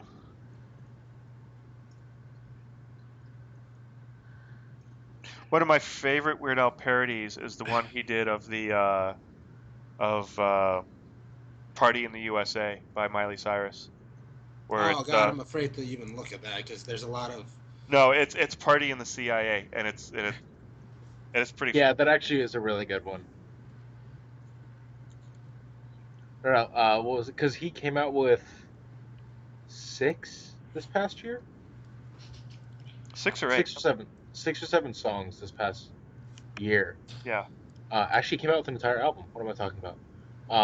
Yeah, but he did 6 videos in 6 days or 8 videos. Yeah, something like that. And it was really smart on his account because he and his PR people, because he did it on a different media site every single day. Yeah. One day was Yahoo, one day was Google, one day was YouTube, one was Funny or Die. Yeah, Funny or Die, and it blew up, and I'm like, fucking Christ, that's smart. Mm-hmm. He just wanted to go viral for a day, and then the next day go on to something else, because that's really how the internet works. Yeah. You're famous for a day, and then the next day something else comes up. So he played on that. He capitalized on that, and that was awesome. He was actually here in town last Wednesday. Oh, was he? Yeah, I didn't realize that until it was way too late to do anything about it. Which, oh well. That stinks. Yeah, I've seen him live in concert once in Toledo at the university where my friend Toby was actually working, and we got in for free, and we just kind of sat in the back and watched the show, and it was. Dude, I've always wanted to see him live. I forget. That might have been the Gangster's Paradise album.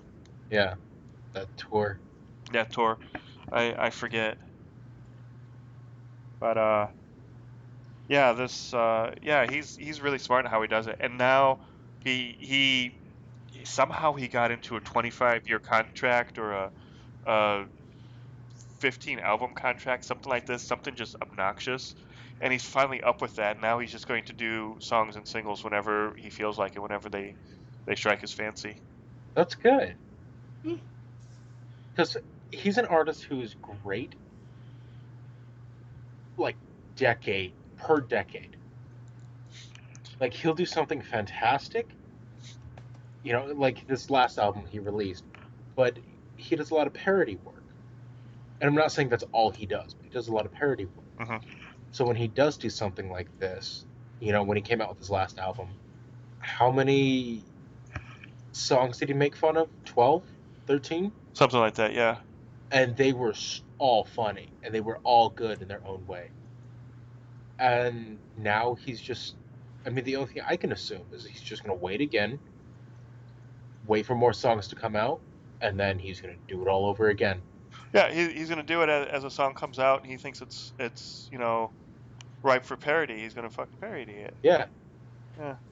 And so he's, like you were saying, Jamal, he fades away every once in a while, but he always makes a resurgence. Yeah. Like every 5 or 6 years, a new somebody else is big in music, and then he picks up on that, and then a new generation finds him. Yeah. Well, see, that's the thing. It's his career is dependent on all the other music that comes out. So if the music that comes out isn't all that impressive, and he does an album, it's not going to be all that impressive. Yeah, but at the same time, he came out with so many different songs this last album. Yeah. And personally, I don't like that music. The music he parodied? Yeah, the music he parodied. Okay. But his songs made me listen to those original ones and appreciate his work even more. Yeah. It's funny because I have the classic hip hop station on in my car. So when I pick people up, every once in a while we'll hear the Chameleon Air song, or we'll hear Gangster's Paradise, and the people in the car will be all like, "Oh, I thought this was the Weird Al version." Yeah, exactly. I've never heard anybody when those songs came on just think it was the original version. They all think it's the Weird Al Yankovic Yeah. version. Or what is it? I just sent you a meme about that too. Yeah. Oh, what's the song that he parodied the Star Wars? Oh, he did two. He did American Pie. American Pie. American Pie. Yes. he actually did two. He did American Pie, which basically talks about the plot of episode one, which he got advanced showing for because Lucas liked his music and wanted to make sure that this song was accurate. And then he also did a song about Yoda, to the Kinks, I think it was, Yeah, it was to the Kings. Lola. Yeah. Yeah, but the American Pie one, the singer songwriter for that song. Which, okay, to be fair, he did that immediately after Madonna did her cover of that song, and most people don't remember who actually originally sang American Pie. I didn't even know Madonna um, Did that, yeah. did that. Yeah. You guys don't remember that? Like late '90s, she it was one of her like 4 comebacks at this point. No. No. She did an American version of that kind of got like a lot of airplay. Nope. No. Don McLean. That's his name. But whenever Don McLean would go on stage and sing, well, I'm sorry, not actual Don McLean, but his son and everything. But when he would get up and start singing, a lot of the times he would start singing like mid sentence.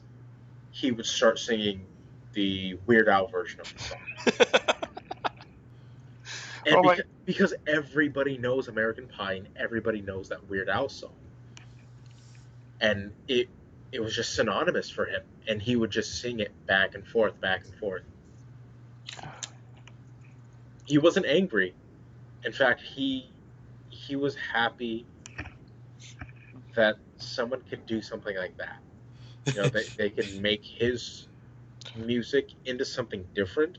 Well, he was And happy make that now people have to Google who he was because of he's famous forever thanks to Weird Al. Kind well, of. it's not only that, but it's like this is a song that everybody knows. I don't care who you are. Up until I want to say the early 2000s, everybody knew American Pie. This the song. Yeah. And then after I mean, kids nowadays, like you're saying, Alex, they're like, "Oh, I thought this was the Weird Al version." Same thing with this song, and then they're going to be like, "Oh, Weird Al does parodies of modern music. What song was this a parody of?" Boom, it's the American Pie from Don McLean. Oh, my earball itches. Sorry. Shortly after Wayne's World came out, Weird Al Yankovic did that Queen song. We are the champions. No, wasn't We Are the Champions? Another one bites the crust. No, Bohemian Rhapsody. He did Bohemian Rhapsody as a polka for one of his albums. Did he really? Yes. I didn't know about that one. Yeah, that was shortly after Wayne's World came out because Wayne's World made that song popular again for a while. So he usually does like polka parodies on his albums, or like polka melodies, parodies of songs just in a polka format. But instead of doing a melody, he just did the one song, and he did Bohemian Rhapsody. No way. Yeah. That's awesome.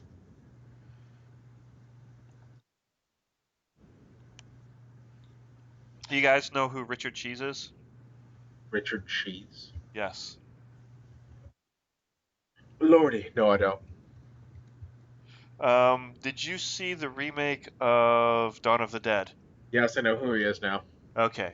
He I just does. typed in his name and it was said Richard Cheese, Down with the Sickness. I'm like, oh, I know who he is. He does lounge versions of modern day songs, contemporary modern songs. rock songs. Yeah. I actually used one in the edit of Byline.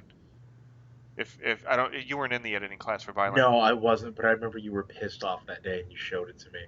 Yeah, it's him doing Welcome to the Jungle by Guns N' Roses. but it's in a lounge act version, and that's one of my favorites. But he does lounge act versions of a lot of songs, and they're obviously they're people see it as comedy, and they see it in the same vein as Weird Al Yankovic. So it's like he's really good at what he does, and Yeah. I just wanted to mention that. And He give him has a good a shout. voice too for what it is. Oh Like yeah, he has like that specific era voice too. yeah. Yeah.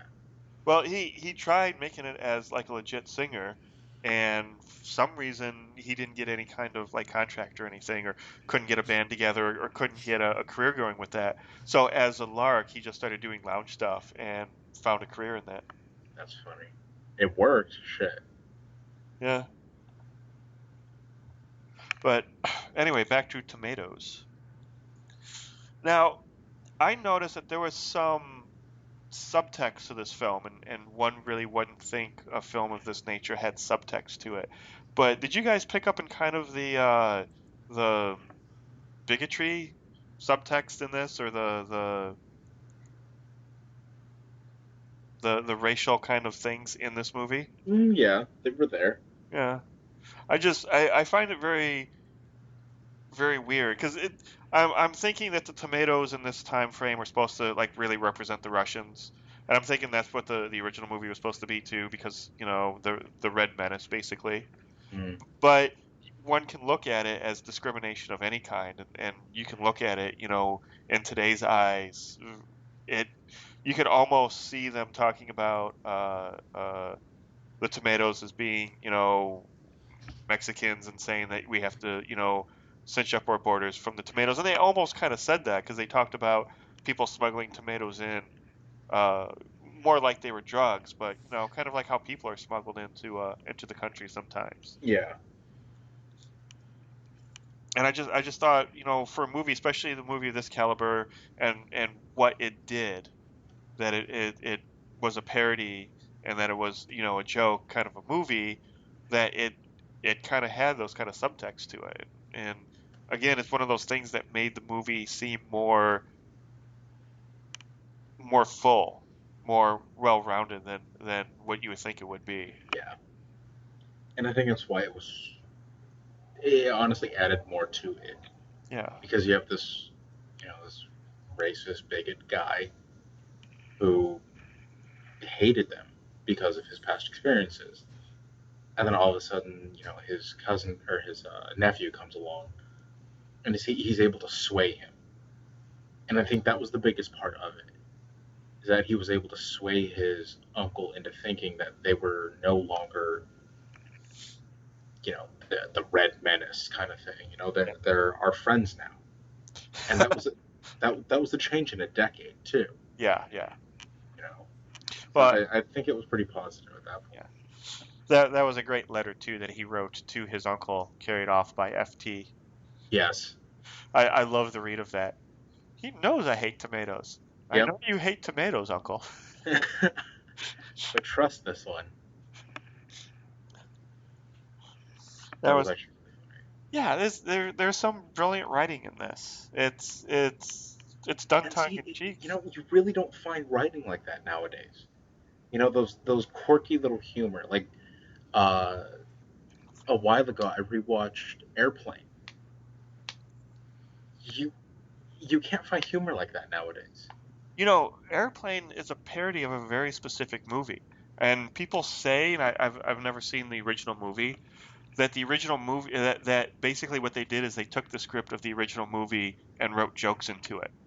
That if you watch the original movie that they parodied, I'm going to see if I can find what it is, that you kind of hear the jokes in your head as the dialogue's being done, Really, and it's almost a surrealistic kind of experience. The High and the Mighty. Is it? It's what it says. Yeah, The High and the Mighty is spoofed in Airplane. It's 1954 because Airplane came out in 1980. 80. Was Yeah, it 80? Yeah, it was 1980. yeah. Yeah. And they went so far as in the original film they had a football player as one of the pilots, and in Airplane they had basketball players. So they went so Oh, far. that's right. They had a what's his face. Um, oh my God, I'm gonna. Oh, I could see his shorts. Um, It's not Julius Irving, was it? no. Kareem Uh, Abdul-Jabbar. Kareem Abdul-Jabbar. That's who it was. Yeah. And just, I mean, all those little lines that they had within that cockpit too, so funny. Yeah. Hey, Billy, have you ever seen a grown man naked? Like, what the fuck? And then it just cuts. You're like, oh, my favorite line, and this is my favorite comedic line ever. I know it's stupid and I know it's cheesy, but for whatever reason, it is my favorite comedic line ever uttered by anybody ever on any movie. Uh, Surely there has to be another way. No, there is no other way. And don't call Oh, me don't call me Shirley. Shirley. I don't know why, but that is my favorite line ever. You know, a Oh, lot of that movie was improv too, and you know that also goes down to to the the actor, to the merit of those actors. Like, yeah. Nielsen. um, what's his face? Leslie God, Nielsen. Leslie Nielsen. Thank you. God rest his soul. But he was a fucking comedic genius. Like when he was shaking the lady who was going ballistic, Yeah. and he goes in and like I forget who. I think the nun is like, oh, you know, I got this, and he goes over and he slaps her again. That was him just doing it. Yeah. Or when he comes in and he's like, oh, you know, I just want you to know we're all counting on you, or you know that line right there. Yeah. Apparently that was improv as well, and then they loved it so much that they put it back at the very end. That's great. You know, and it's just the comedic genius of these people. Well, see, Who's the last person that's really done that? that's the thing. These guys weren't comedians. Uh, People say that the Zucker brothers ruined a perfectly good actor in Leah and Leslie Nielsen. That Who the hell says that? uh, people born before 1980. No, but Fair people enough. like Leslie Nielsen did a lot of serious movies, and he was a He serious did. actor up until Airplane, and he wanted to do something different.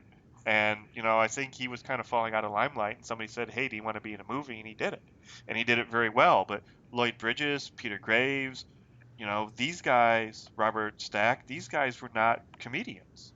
Yeah. And I think that's what made them the funniest, is because they had this dry wit humor to them. They were very deadpan, and they said everything Yeah. seriously, which made it funnier. Yeah. Yeah. You know, it goes to the realm of uh how not Chaplin, but his counterpart, um, Buster Keaton. Keaton. Thank you. God, I'm so happy you got that. You I'm know, surprised I got that, but go for it. yeah, honestly, I am too. That's why I was like, thank you. Um, you know, he realized that everything was so much funnier deadpan and serious, and that's why his character was always deadpan and serious. Right. And so when you have these people who are not inherently funny, but are incredibly funny because of that, it makes it all that much more enjoyable. Hmm. And then when Did you you get guys that, see? God, what do you call it? The other guys. Yeah. no, Yeah, it's with Marky That Mark and it Will Ferrell. what Mar- Yeah, this goes to what Mario said. These actors who are serious actors that come in and just they're extremely serious and focused on their roles and just deliver comedic lines as seriously as possible, and it's hilarious. That's exactly what Marky Mark did in that role. Well, that's kind of what The Rock and Jackson did in those roles too.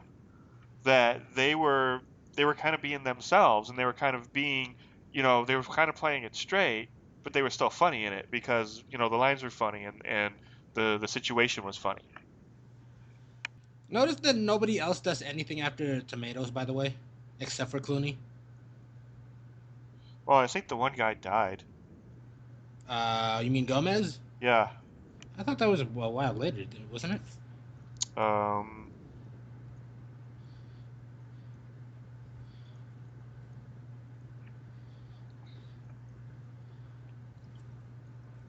I don't know. Let me see. The chick was hot, but she didn't do anything after that either. She wasn't the best of actresses. Oh, I'll be back. Who cares? She looked fine.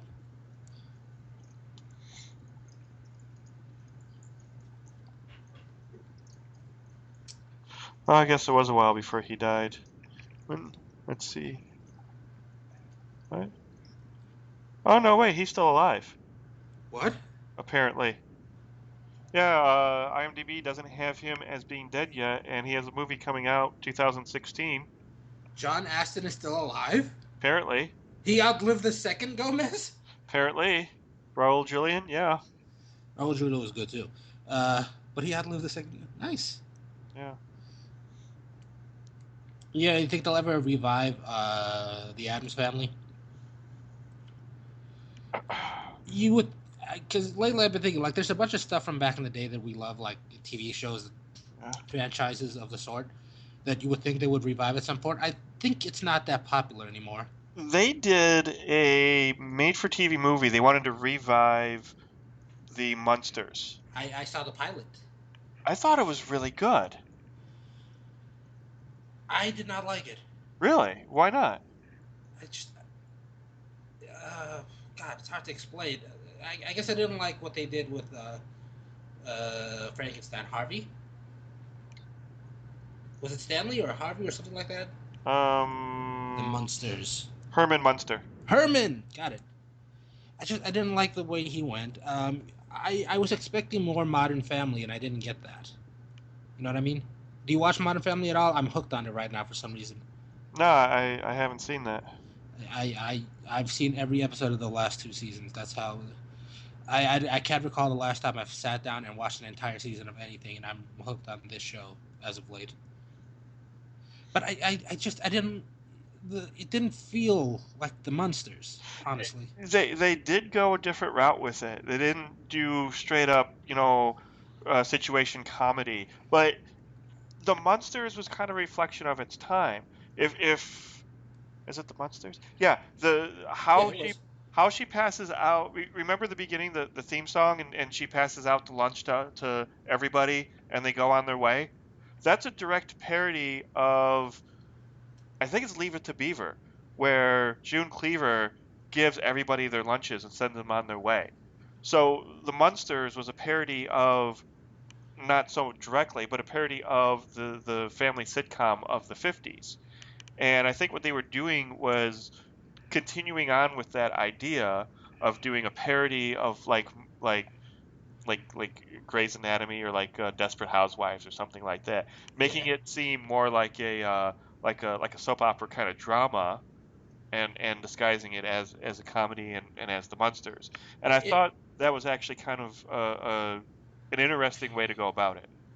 If they wanted to do something like that, fine. A modern take is obviously what we all wanted, but they should have, my opinion, they should have gone parodied another comedy instead of a primetime drama like the Desperate Housewives. They should have looked at The Modern Family, or they should have looked at something else like The New Girl or The Middle, or something even older like Malcolm in the Middle or something like that.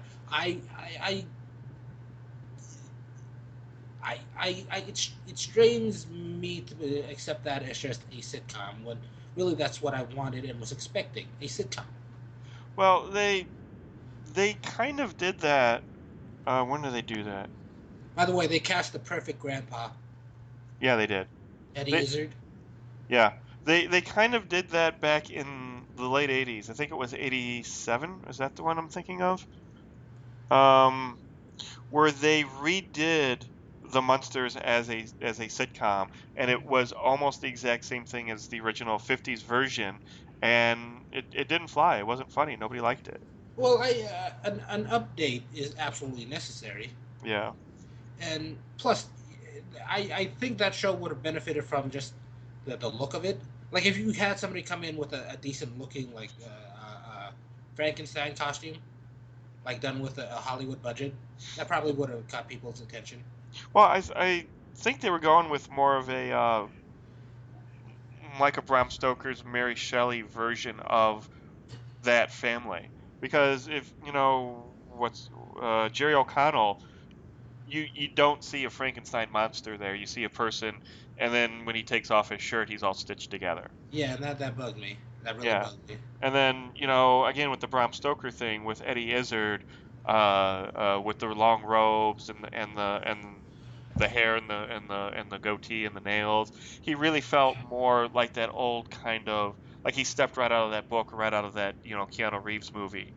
That except he's a comedian. They're doing this more as a joke and as a parody.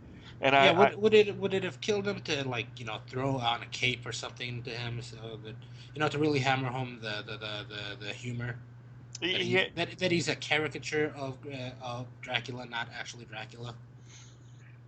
he had that. Like I said, they were going with more of that book style, and that's Yeah, why he was in that red robe that he had there, which is a boss looking robe. But you're right, it didn't have that kind of costume store feel to it yeah, that that like you say caricature of what Frankenstein was, and the monsters he was that tuxedo and that weird little medallion thing. yeah. Do you remember the Hugh Jackman movie Van Helsing? Yes. Visual cues should have been taken from there. Yeah, I guess I can kind of see that. Like I could. I'm sure they would have never been able to afford it, but imagine Herman Munster looking like the Frankenstein in that movie. The werewolf looking like that movie.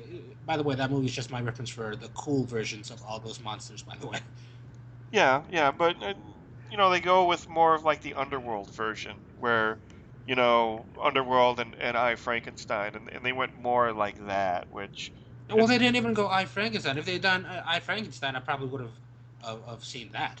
well, I I watched. Frankenstein came out after this came out, so but Yeah, it's yeah, that's true.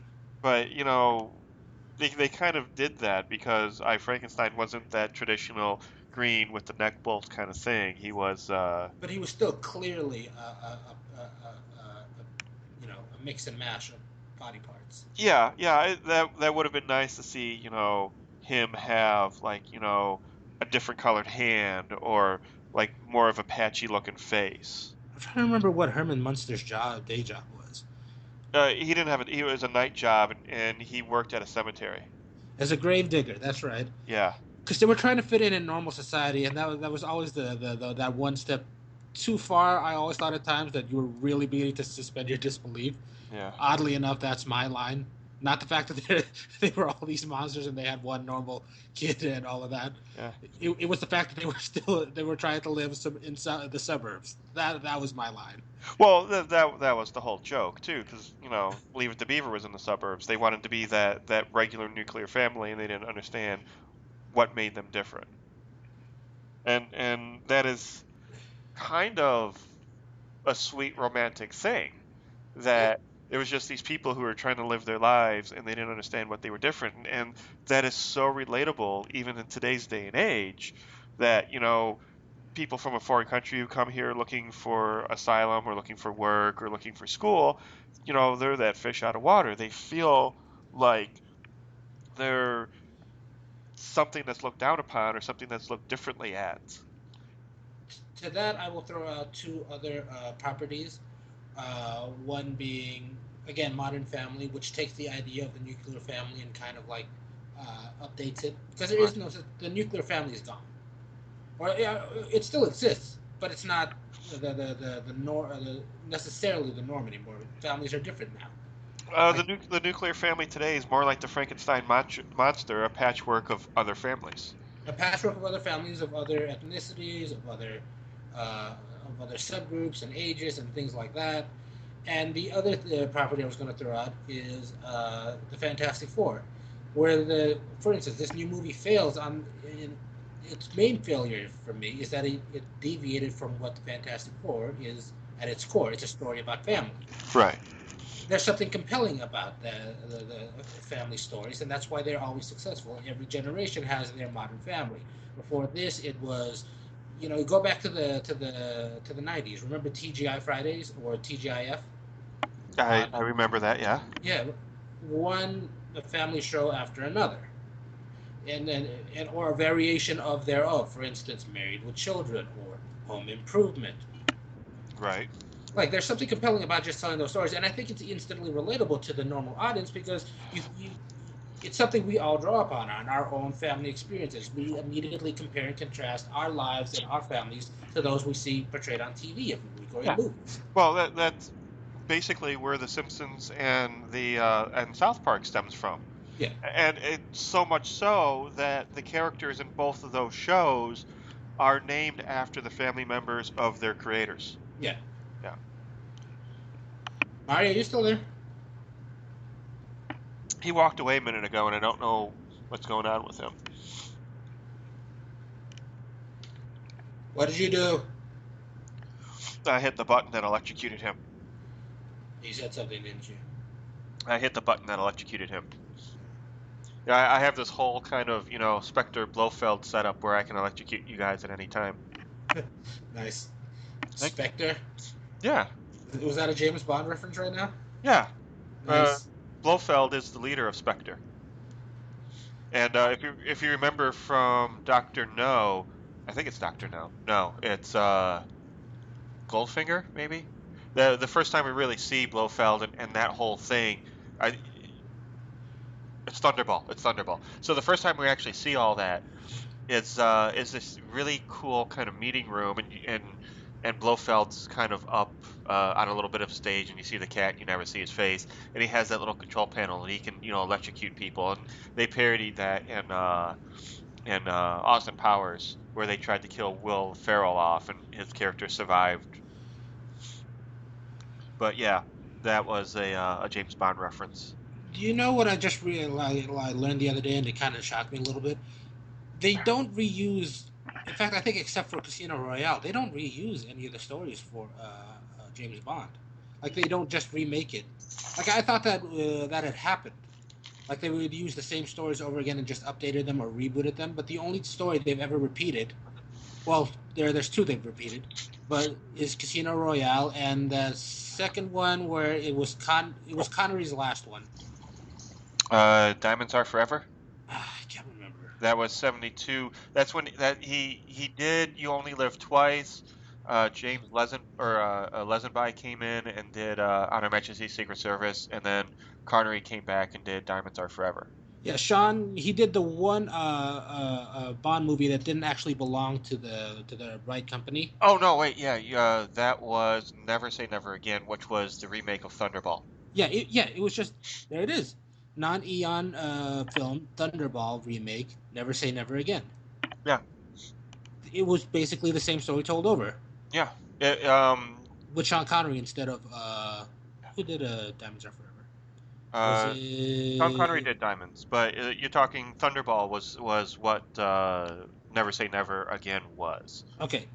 And actually, the title came from Sean Connery's wife, because he said at one point, "I'm never doing Bond again," and then this came up, and he's like, "Okay, I'll do it," and she's like, "Yeah, never say never again," and that was the title of the movie. But yeah, because what happened with that is that they made a made for TV movie in America on like ABC or something for James Bond, and him and another guy wrote an original script, and then they never used it, and then Ian Fleming rewrote that script into Thunderball, and then the guy sued, and he got half of he basically got the fact that he could put his name on the book, that he was the co-author of that story.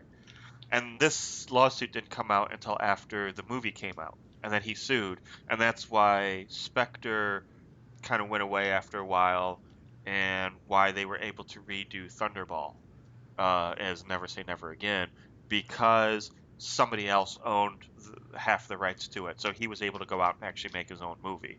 So you're absolutely right. Thunderball was remade into Never Say Never Again. They redid Casino Royale from a really campy 60s version starring Peter Sellers and Woody.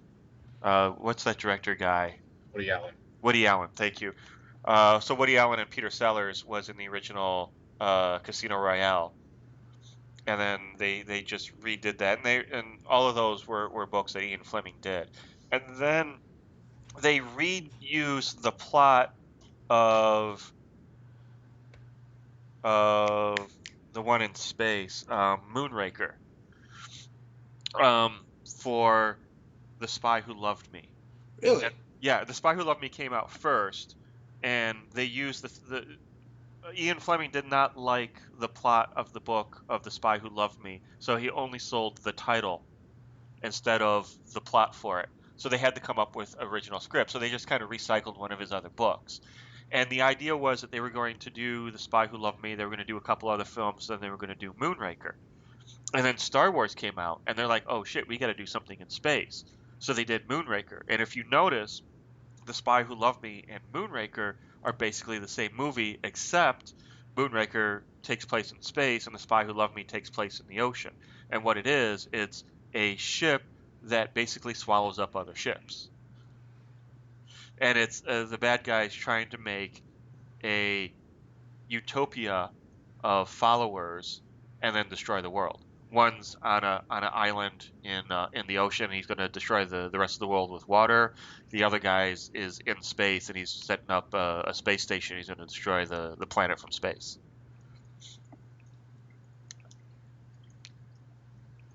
So there's your little James Bond lesson.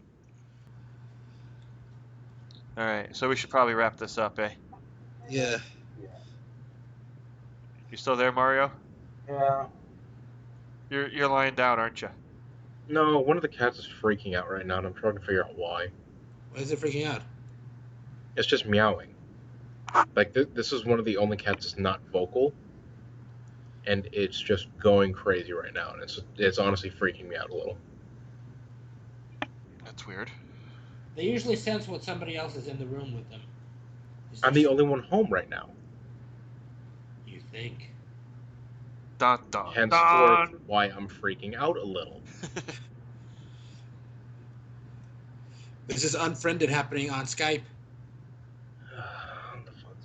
I mean, Brenda just came back from the vet today, too, so I'm assuming it's that. It's the drugs. Okay, so we're setting up for next week, and Mario's suggestion for the inanimate object that kills something in that week and the final week of this theme is fridge. Yep. All right. Okay. Sorry.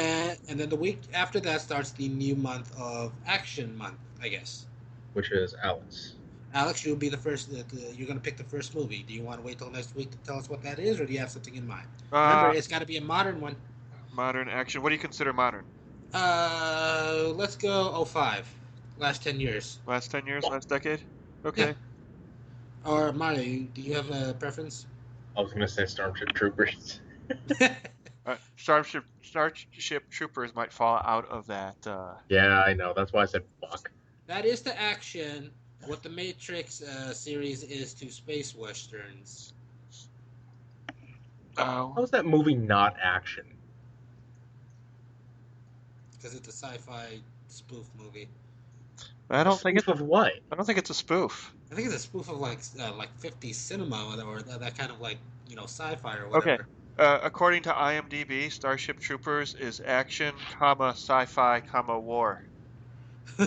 What does IMDb know? Everything. I know. Apparently to you, I mean, they know everything because Gravity has what, an 8.9 on there? There you go. There you go. Anyway. So by your logic, we have to listen to it. Yes. 05 and up. All right, I'll do some research and see if I can find something really good for us. Everybody, thank you for joining us here at Makers on Film. And if you want, you can go over to mof.ninja and leave us a comment on what you thought of the films that we watched, the films that you would like us to review or see, or films that you saw that you thought were good. And you can also see, or you can listen to old shows. You can read the notes about the shows, other things. Someday we'll have T-shirts up there that you can purchase. You can see links to the movies that we discuss if you want to watch them. Or you can see our movie lists. Have you been working on your movie list there, Jamal? Honestly, after my vacation, I just completely forgot about it. I will think about it again.